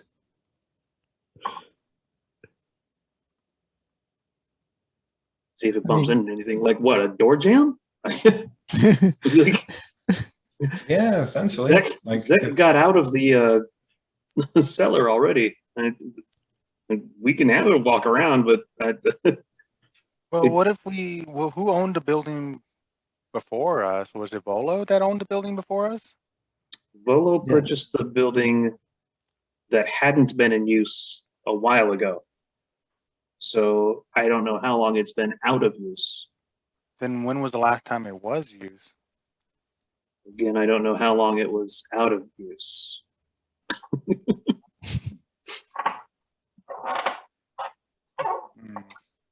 We could probably look up some records and figure it out. I'd say we do that because I'm pretty sure that if this is going on, maybe it was something that was going on before when this was a hopping place, and maybe they might know something. Possibly. Maybe this is buried under an orc burial ground, and I don't know. We should know that stuff. Well, I nominate you to go to the Hall of Records and perform a search. All right, I'll do that then. Okay, so before we start sending individuals off on their own things, you have some this is kind of downtime of sorts. What is everyone else planning to do? I think that I will go seek the aid of a cleric, seeing as we don't have access to anything if it is something that a cleric may be able to help with. Either I'll seek both a knowledgeable cleric and a knowledgeable wizard, as in a wizard that is at least 5th level or higher, and I don't know what level of a cleric I would need. Okay. All right. Spell magic is 3rd for both. Yeah, it's a 3rd level spell requiring a 5th level mage or wizard. Sorry. Meatless, what about you? I gotta make some contacts with the seedier part of the citizenry, so I should probably not do that with other party members. But you're planning on going to Thieves Guild, basically, is what I'm hearing, right? Yeah. Okay. Caleb. I'm going to continue working on repairing furniture and Okay, but let's look at this a little. I'm zooming out just a little bit. Let's say over the next like 5 days, what are you planning to do over that time period? that's what I am planning to do. Just that. Work and get this. Yeah. Okay. It's how I can contribute to this place at this point. Okay. I don't have connections to Thieves Guild. I barely know people on this planet. So. Okay. In that case, then Itali, what about you? Oh, you're going to the thing. You're going to think. I'm sorry, Quark. Quark is going to, for a while, study the Palor scriptures because he's a little annoyed with himself that he couldn't think of anything that might have been able to help. And he's also going to draw on his natural senses to see if he can figure out anything that the spirit might want. Or he's also kind of thinking, hey, if we can employ this spirit in some productive way, it becomes a heck of a gimmick for a bar. So he's going to kind of focus on that and then help around as needed with repairs or moving stuff or cleaning or whatever else needs to go on around the place. Show the carpenters where the floor needs to be rebuilt because we smashed it to heck and back. I'm glad somebody's taking my dumb ideas seriously. Is there anything that you want to do outside of the inn for like the next 5 days? I don't think so. Nothing that I can think of that he would really be interested in. Okay, Zek. Zek is going to spend the next several hours away from the inn because it really freaks him out being lost in the dark underneath. He's going to go and buy groceries, essentially. Okay. Mostly just the hearty stock, not like stuff that's going to go bad in the next 3 hours, but some supplies for stews and food that we could eat that's not top tier, but like medium tier with the kitchen I currently have. Okay. All right. So that means that. Oh, okay.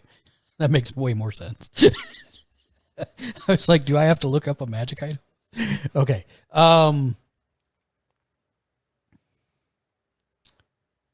So basically, Mythilis, Leonardo, Zek, and Itali are all leaving the inn.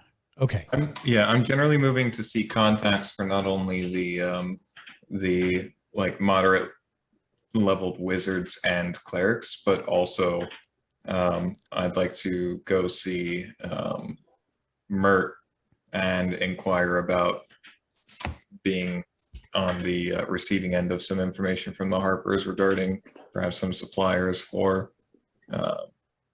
the Shadow Top and Last Part. Got it. Woods or papers.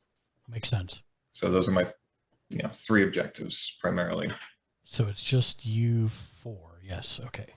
And then that, and then I need a torch.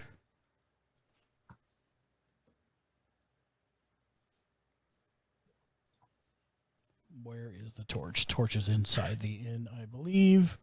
Yes, it is. Copy. Paste.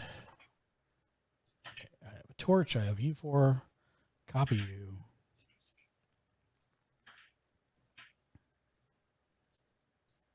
And then go to another map.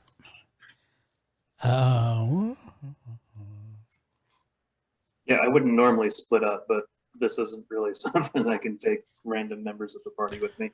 Yeah, so short answer is you're all going the same directions initially, and you'll split up from there. But give me 1 second.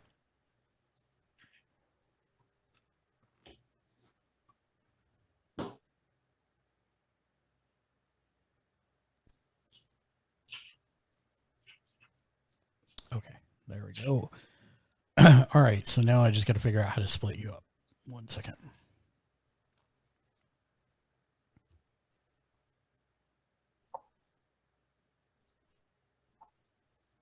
I think what I do is I drag your individual names.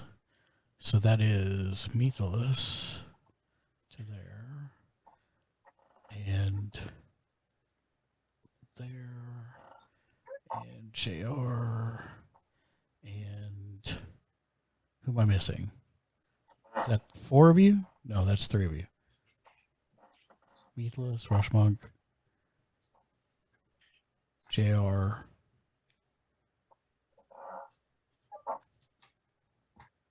Who was the 4th that was leaving? Sorry. Zach, thank you.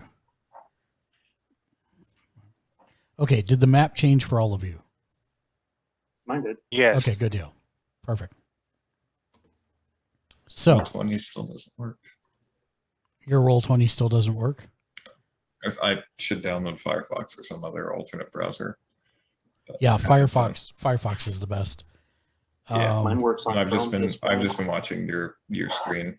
Okay, so give me 1 second. I gotta remember how to move the stream. I think it's stream to that map. Also stream.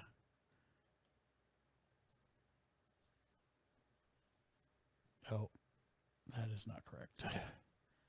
Stream. There you go. Okay, the stream can mostly see this now. There we go. It's a little zoomed out, but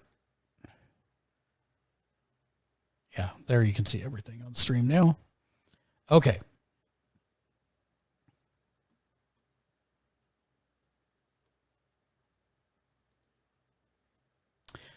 As you are heading down the street, a fine-looking carriage has been overturned in the middle of the street by a rabble of human thugs. The occupants, nobles it would seem, have fallen out on one side while they cry out for their children who've fallen out on the opposite side. A band of 10 thugs with blades drawn move in closer. And I will have everyone roll initiative, please.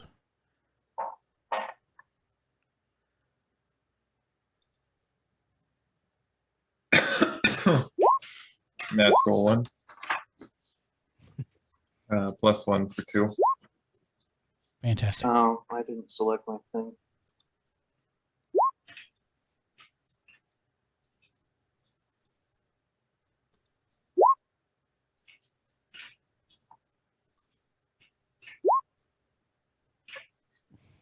Well, in the city, I am presumed to be continuously wearing my fancy garb. Got it. And then I got to roll for Leo. And you got a 2. 2. Okay. And do I have Zek in there? I do. Okay, so let's sort this down. Descending. Okay. Oh, man. Do you remember the command to get the initiative order back?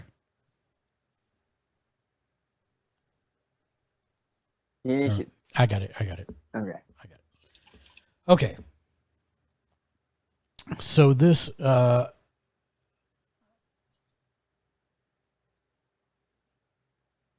this one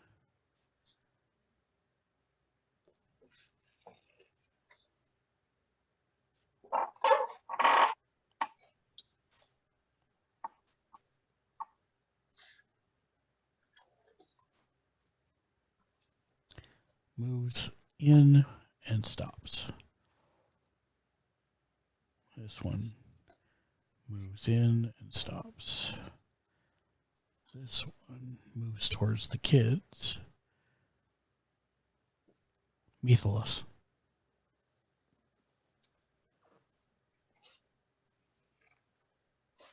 They've got drawn weapons and they've turned over the carriage. It looks like it, yes. And when you said kids, how old are the kids? Oh, I see. Let's see. The kids are the gold ones, right? Not No, the dark. kids are they? Yes, the kids are the gold ones. Do these guys have tattoos or neck scarves or kazoos? That is a great question, except that make me a quick perception check. They are the famed killer kazoos. And Tyler, too. Oh, wait, wrong one. Perception. Oh, wow, I rolled 220s. Oh, Cool. wow. Yeah, so you definitely see that they have... Yeah, you definitely see that they have the Zentarim dragons on their necks. Alright. Hey, dragons, come out and play. Nice. Casting sleep Okay. right here. Okay. What's the range on that? I mean, Within 20 feet of the point you choose. Okay. So 5, 10, 20. Okay, go ahead. And it starts with the smallest first, right? Yes. Starting with the creature that has the lowest hit points. Each creature affected by this spell falls unconscious. Yes. The children fall unconscious. Roll 5d8. And that determines the amount of hit points. Yeah, he already did. Oh, sorry. No, you're good. The children fall asleep.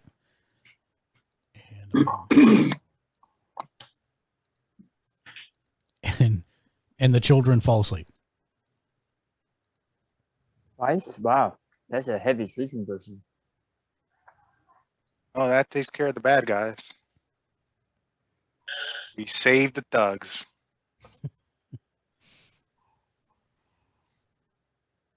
That was dead weight's unexpected. harder to carry.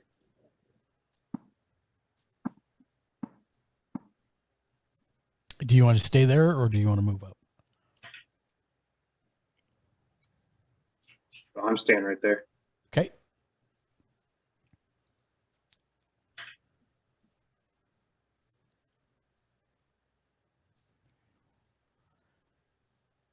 This one moves this way. Is this the same day that I got lost in the basement? Yes. Okay. You asked if anybody had anything over the next 5 days, so I wasn't sure. Yes. No. You actually had actions outside. You wanted to go outside the house, so. Yeah. Yep. Because we need food. Yep. Green snake needs food.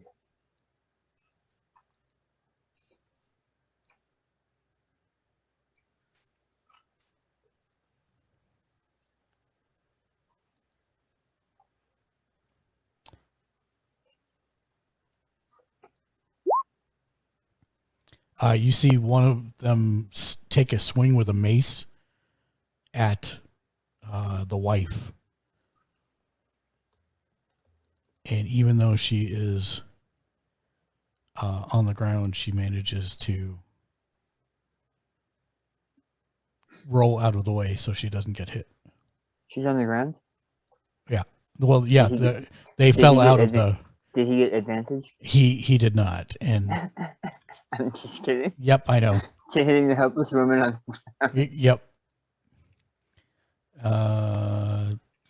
This one stays where they are. Italy. All right, I'm going to go ahead and move 1, 2, 3 right here. Mm-hmm. And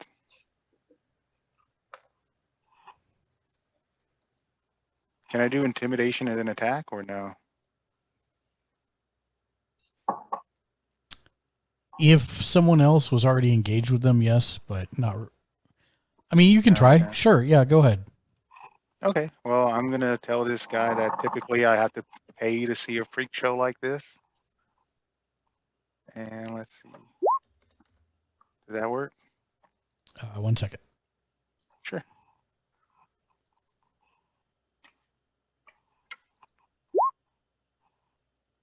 A freak show like what? And he's just standing there. Freak show like you. I really thought that was going to be your barge rake scathing insult or whatever. And then Is any Go of this ahead. happening close enough where those of us still in the building would be able to hear the scuffling going on? Absolutely not. Yeah, no, Okay. this is like blocks and blocks away. Okay. and then I'll go ahead and attack with my rapier. Okay, and do it with advantage. Advantage. Wow. Guess I wasted my 220s there. Yeah.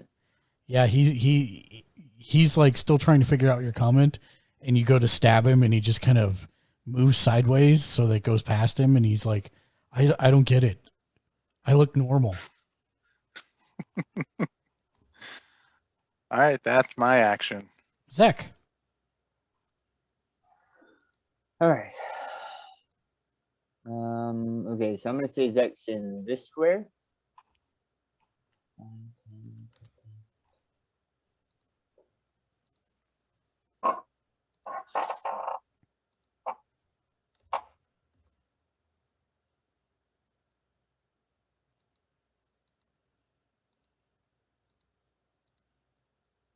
And Zek is going to stab with his spear. Okay. That hits. For 8 points. Okay. And then he will bonus action to headbutt. That also hits. Yep. For an additional 6. You headbutt him, and he, like, you catch him right in the bridge of the nose, and he's rocking back and forth. You can tell you've broken his nose. Zek will shout out.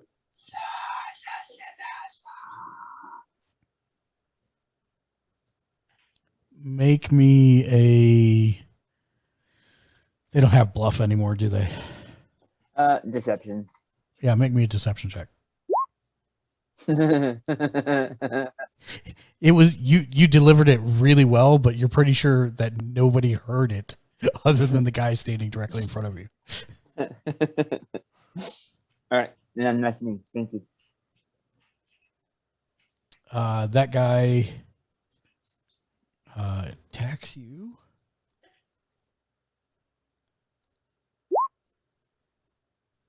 Oh, does a 19 hit? Yes, it does. Yeah, so even though he's staggered, he leans back and he attempts to whack at your core mass with his mace and finds what he's looking for. Yeah, there's a lot of Zek to hit.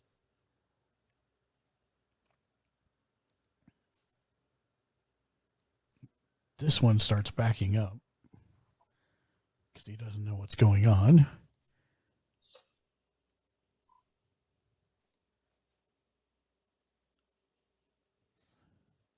This one does the same. Leo.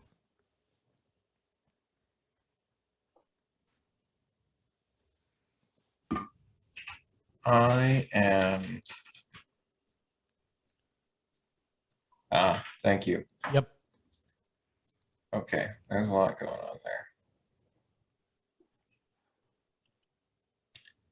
A 20-foot cube is a 4x4, right? Correct.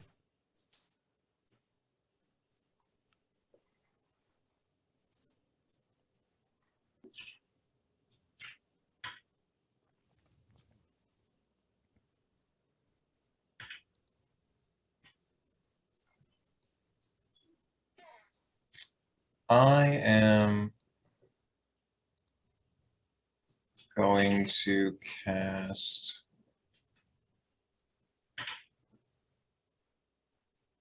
Web at 2nd level. Okay.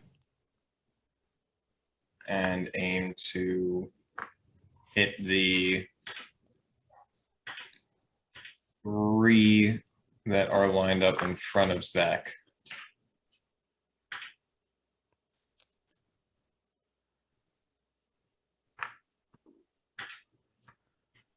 Okay.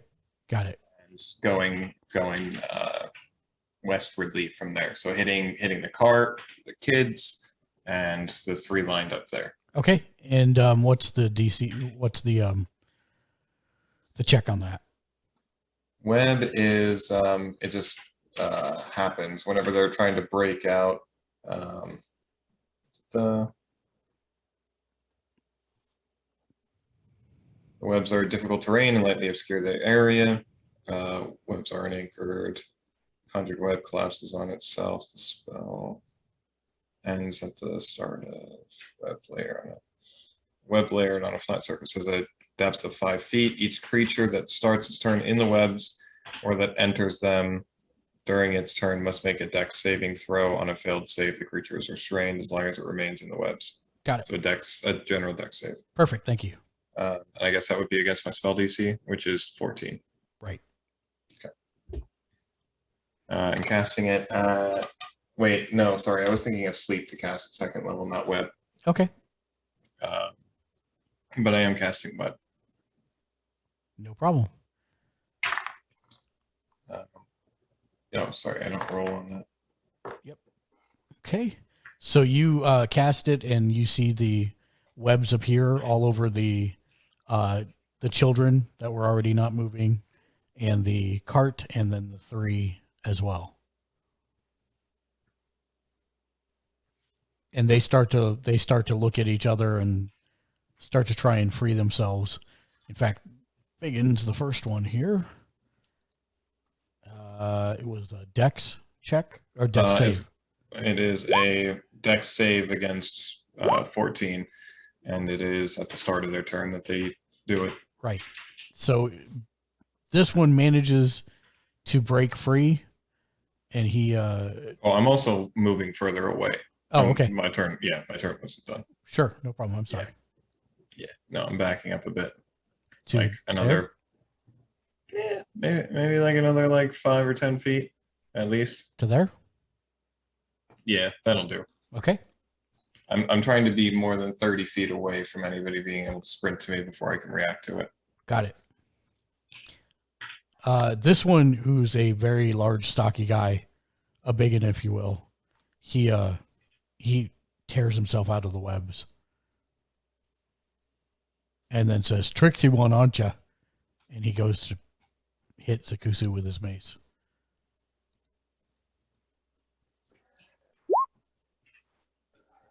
He's gonna try. Unfortunately, he still has some of the web stuck to his foot, and as he swings with the mace, it stops him from following through, and he actually hits himself for 7 points of damage.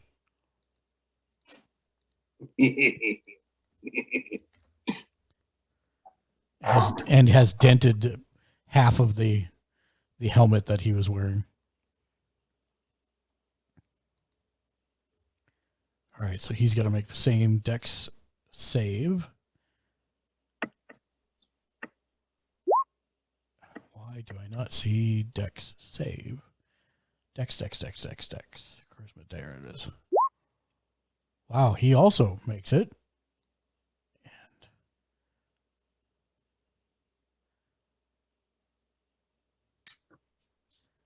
moves to there and also attempts to hit Zek. Good job.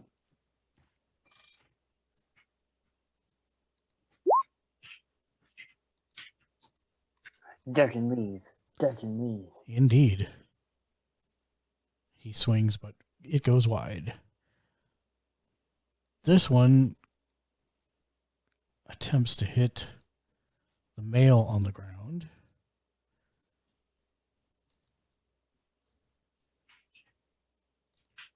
You know what, actually, need to add. I keep adding the cart accidentally. Cart does not need initiative. Okay. So this one swings at the guy on the ground, the noble male.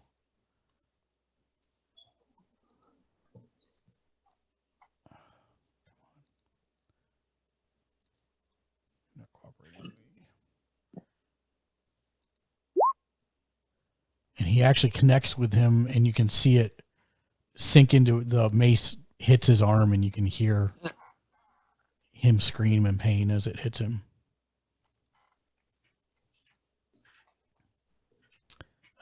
This one will attempt to attack Itali.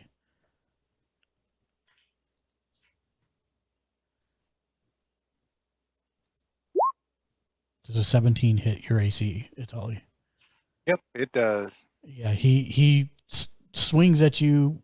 He's like, "I'm not a freak show. You're a freak show. You have gray skin." And he just it's a glancing blow that he gets on you. It's not serious. But 3 points of bludgeoning damage. Okay. And it is now Methelus's turn.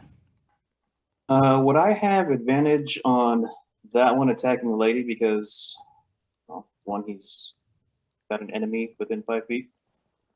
Yes. For this circumstance, yes. All right. That is what I will do. Short bow.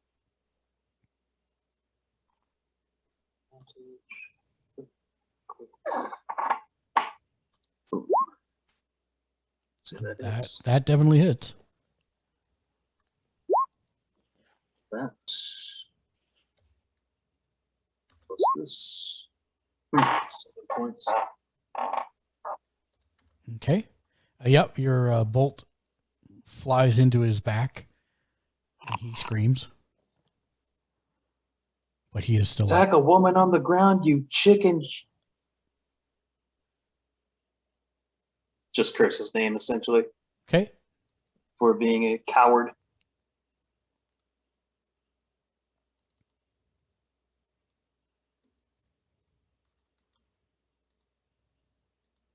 And any other actions? No, that's all I got. Okay. Give me just 1 second. Point of information. Yes. What's the casting time for the Hat of Hospitality? Is it the same as Lehman's tiny hut? Yes. Understood. You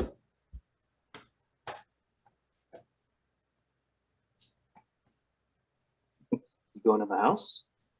Yeah, I mean, I had this like really elaborate concept where I was going to shout out to Italia, and I was like, grab the kids and we'll set the house up on the parents because it's a 10-foot radius, right? So like, or we can grab the parents and drag them over to the kids and then set the house up in like the middle of them and just hang out in the house until guards arrive. But I don't know that we're going to survive 10 rounds of combat. Trying So that it takes out. a minute to cast? Yeah. It's only 6 rounds of combat. Oh, 6 Oh, sorry. seconds. 6 rounds. Is it 6 rounds of combat? I thought a round was 6 seconds. A round is 6 seconds. It's 10 rounds. My bad. Yep, 10 rounds. Sorry. No, you're good. Yeah, 6 would be a push. Give me just 1 second. I'm looking up one thing.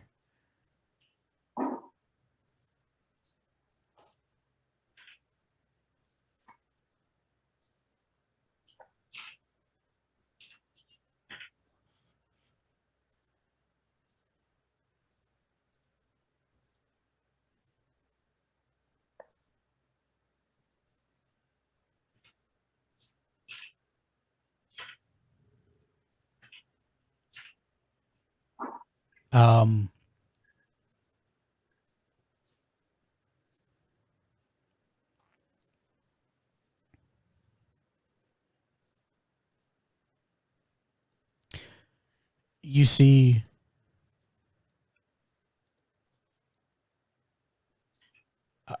Methelus directly in front of you. You see a blue door appear out of thin air, and the man drags his wife through it, and it closes behind them. Ooh, yeah, dimension door, misstep. Misty step. That'd be dimension door.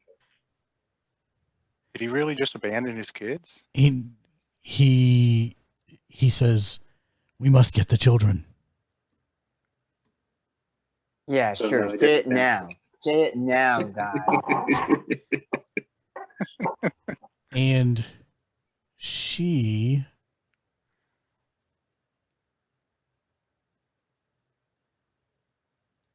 I need to check one thing. Which of those third enemies? Got some strength in his own right. Yeah, that's good.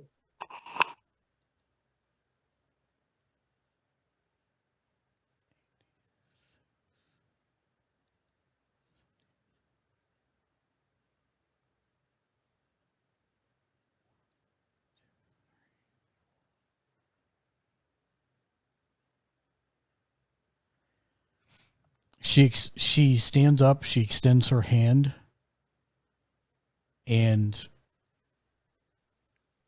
a fireball goes off here. And the 3 that are engaged with Zakusu, well, except for the one that isn't, but they all need to make a check real quick. And Zakusu, right? No, not Zakusu. The webs start on fire. This guy gets hit by a fireball? No, he does not. Oh, okay. Just the 3 across the bottom. Oh, I see. You said the 3. I thought you meant the 3 around me. Yeah, no. That is a deck save. Oh, come on. Grouping it. Hold on one second.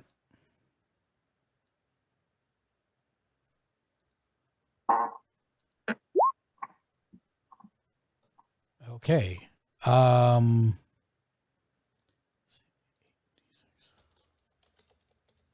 get some good deck saves, man. Yeah, but it doesn't matter. It does not matter. Yeah, they're all consumed in the explosion.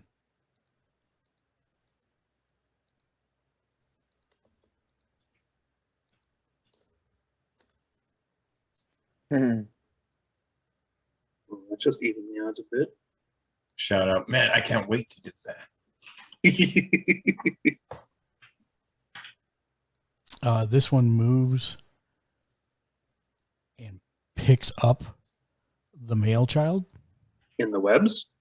Oh, good call. He moves into the web at that point. You are correct. Thank you for the reminder. Deck save. No, he is restrained. He starts trying to pull these webs off, but he can't do anything. And he would have entered it like there. So, yep, that's his turn. I'm going to put a...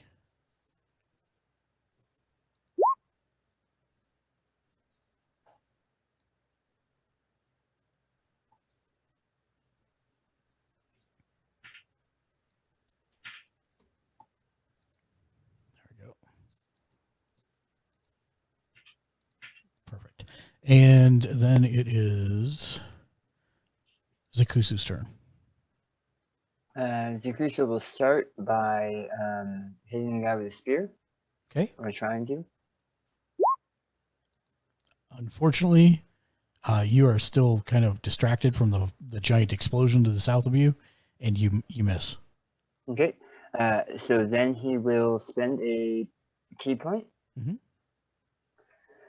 to do flurry of blows. Okay. That won't hit. Do you have a critical failure effect? No, go ahead. Okay. And then one more. That one hits. He'll take 9 points of damage. He staggers backwards and falls unconscious into the webs. Okay. And then Zek will move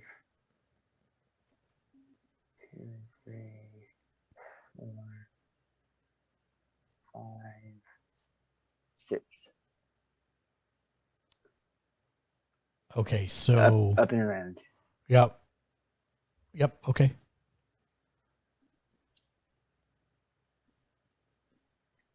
And that's me. Okay. Itali. I am going to take another swing at this dude in front of me. Let's see. That definitely hits. It? Yep. 7 piercing. Yeah, you stab him pretty decently, and he looks shocked. He's like, I'm not the freak show.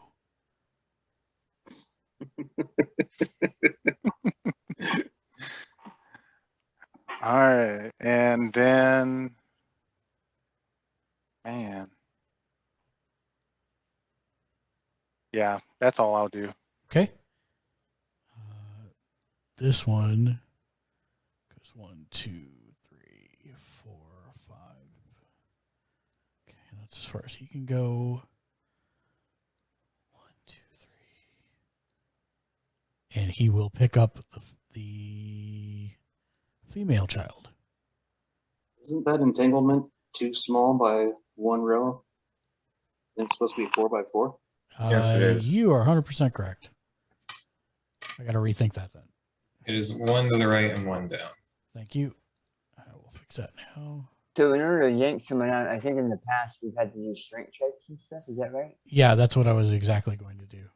Okay. But since I can't get to her now, of course, he didn't know that was over there also, so now he's rethinking.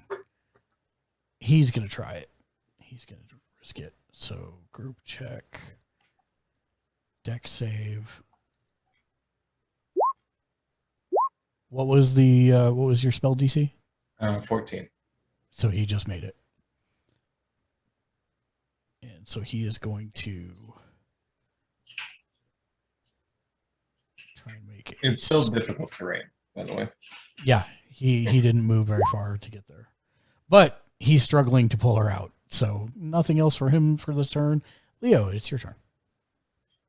Okay, I'm going to pull my diamond out of my breast pocket, because my tweed jacket, and hold that in my hand, and I will say power, unlimited power, and I will try to cast a lightning chromatic orb at the one that would be trying to grab the kid right now. Okay.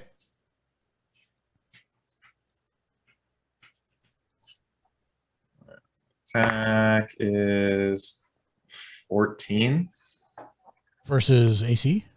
Is it a touch attack?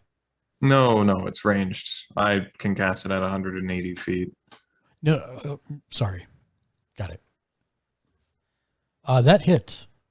Cool. Okay.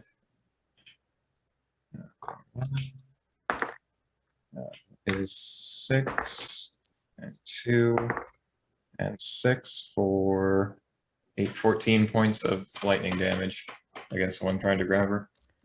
A bolt of lightning streaks from Leo's hand up over the battlefield and descends on him with a peeling crack.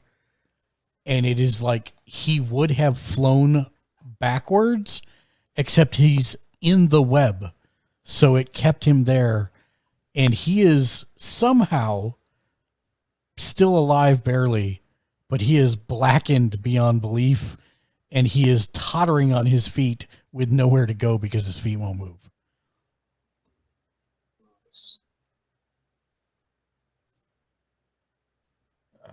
And I will continue to move another 5 or 10 feet backwards still again. You can only go 5 more and still be on the map. All right, I'll move another 5. Okay.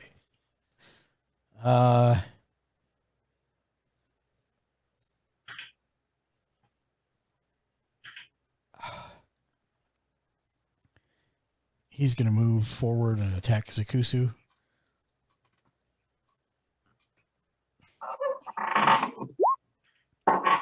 And Zakusu manages to dodge easily. You have been not rolling well. Nope, but that's okay. That's the way the dice rolls. Does a 16 hit your AC, Itali? Yep, it does. This time, as he swings, he's mad. He's like, I'm not the freak show. You're the freak show. Okay. He's really upset about this freak show comment. I think Itali is living rent-free at 2 places. Seems like I am. 3 places if you count Mithala's room when he's not in it, just to throw my junk in it. Wow. Meathless, it's your turn. All right, the one trying to grab the female child, would I have advantage on him since he's stuck and trying to grab the child? Sure. That's who I attack.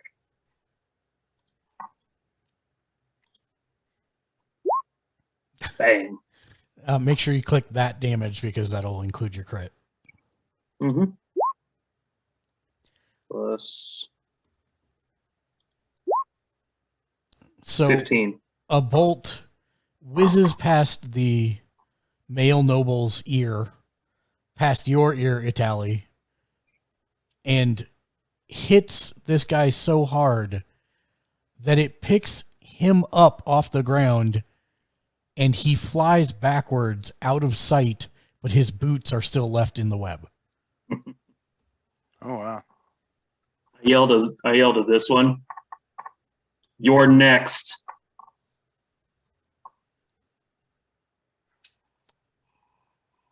Oh, the one behind him says, screw this, and leaves, runs. 1, 2, 3, 4, 5,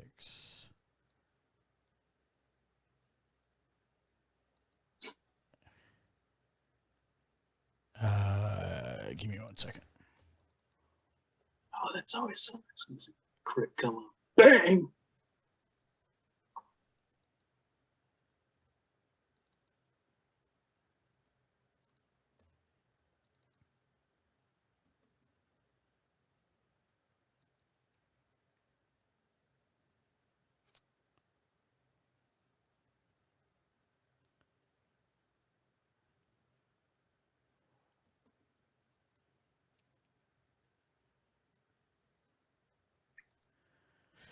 He runs up,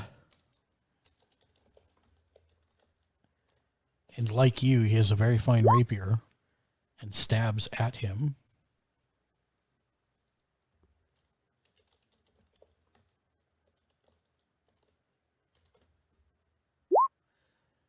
And the guy looks at from the noble to you, Italy, as he staggers backwards off of the rapier, and he says, I'm the freak show, and he dies. Oh, yeah, he's not a freak show. He's dead. Yeah. And Amalia screams as Arena, and she starts running this way. This one is restrained currently, I think.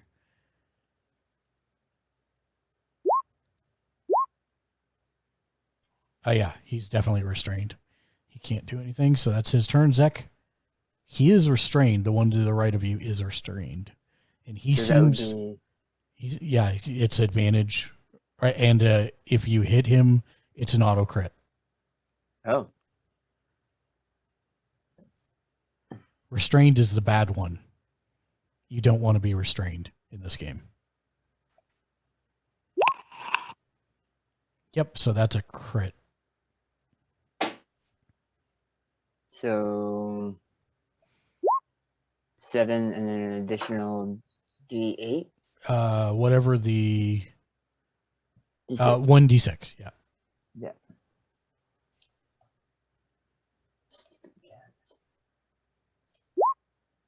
So 9 points of damage. Okay.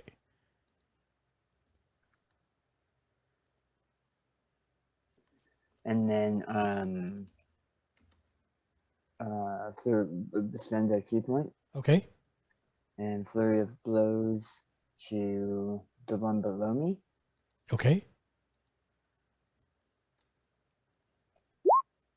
Oh. Did a 17 hit? Yes, it does. Okay. I'll just go with the lowest. And so he'll take 8 points of damage. Okay. And he needs to make a strength saving throw, DC 12. I can do that. Oh, yeah. And then I will second attack to the one that's restrained. Okay. So again, with advantage and Yep. auto crit. That hits. And then this damage with an additional this damage.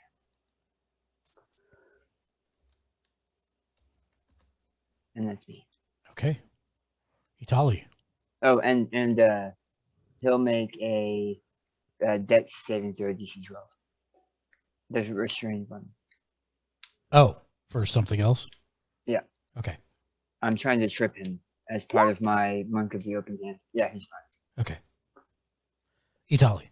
All right, I'm gonna move 1, 2, 3, 4, 5 over here. Oh, over here, and I'm gonna take aim at the one that's at the bottom over here by the tires of this.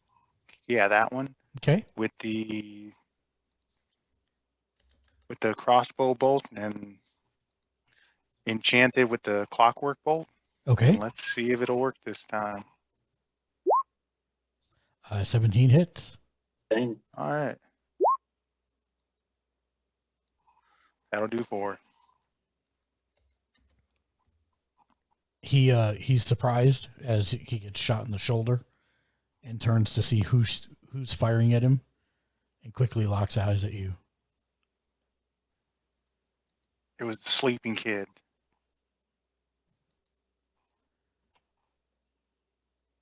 He's going to chance it.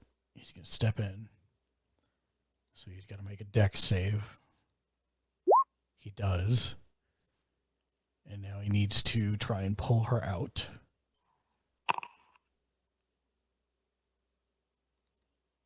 And he does. So he now has her. And he's going to move. He went 1, 2, 3, 4, 5.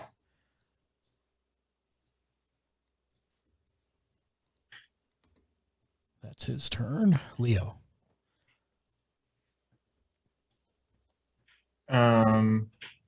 Seeing that, I am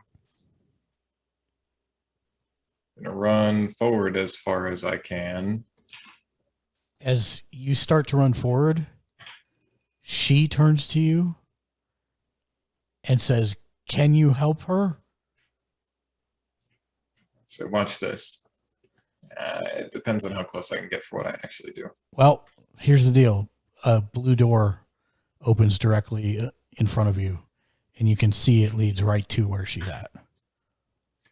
That is ambitious, but I guess I'm going to take it. Really should have saved that one for me. Sorry? Are you? Or she should have saved that one for me. Are you going through? Yeah, I mean, it's open and it's there now, so it's going to take me directly behind them, essentially. It'll take you to right there. Okay. You're still she's just kind of a, I got to put her somewhere. Sure, she's a placeholder. I Yeah. understand. Okay. I am going to... Did this guy get hit? He got hit by a Tali, right? Yes, he did. And that was the only time that he got hit? Yeah, but he is bleeding. Like, I can see that he's bloody? You can definitely see there's a lot of blood. Okay. Then from here, I am going to cast a cold chromatic orb at him. Okay. Shit. Hey, 19 and 4, 23. That hits. Okay. D8.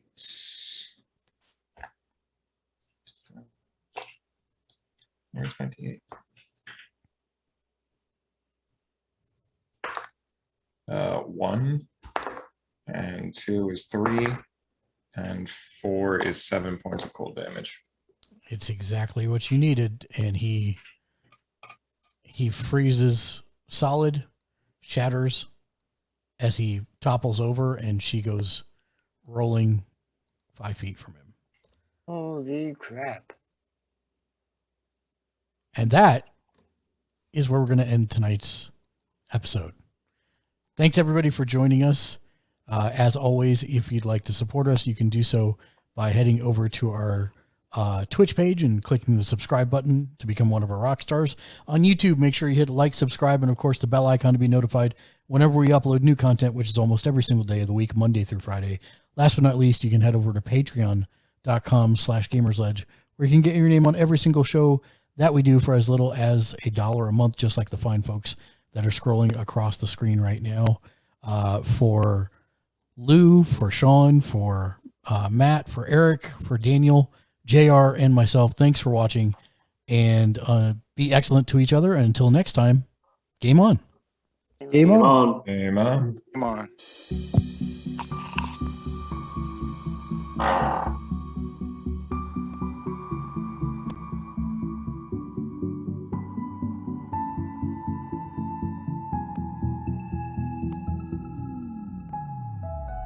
I need you closer than ever, ever than before. My life is wasted if I can't spend it all with you. I've lived in total darkness, now you're my only light. When you're away, I feel like a shadow in the night. Hold me, and look into my eyes. You'll be staying always by my side. I'll never let you go.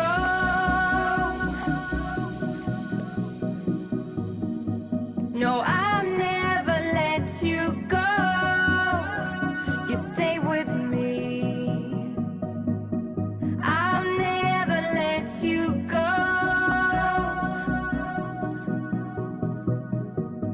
No, I'll never let you go.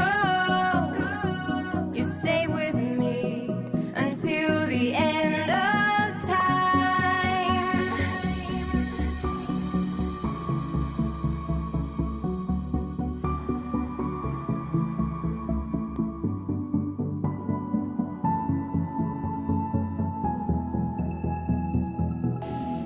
I'll never let you go.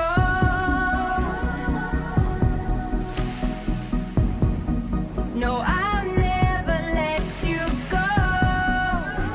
You stay with me. I'll never let you go.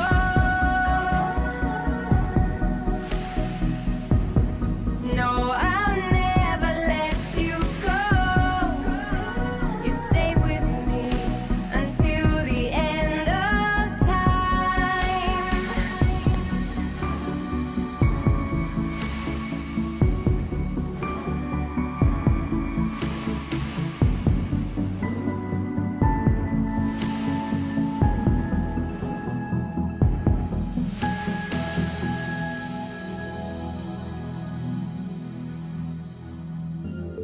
You're watching HMN.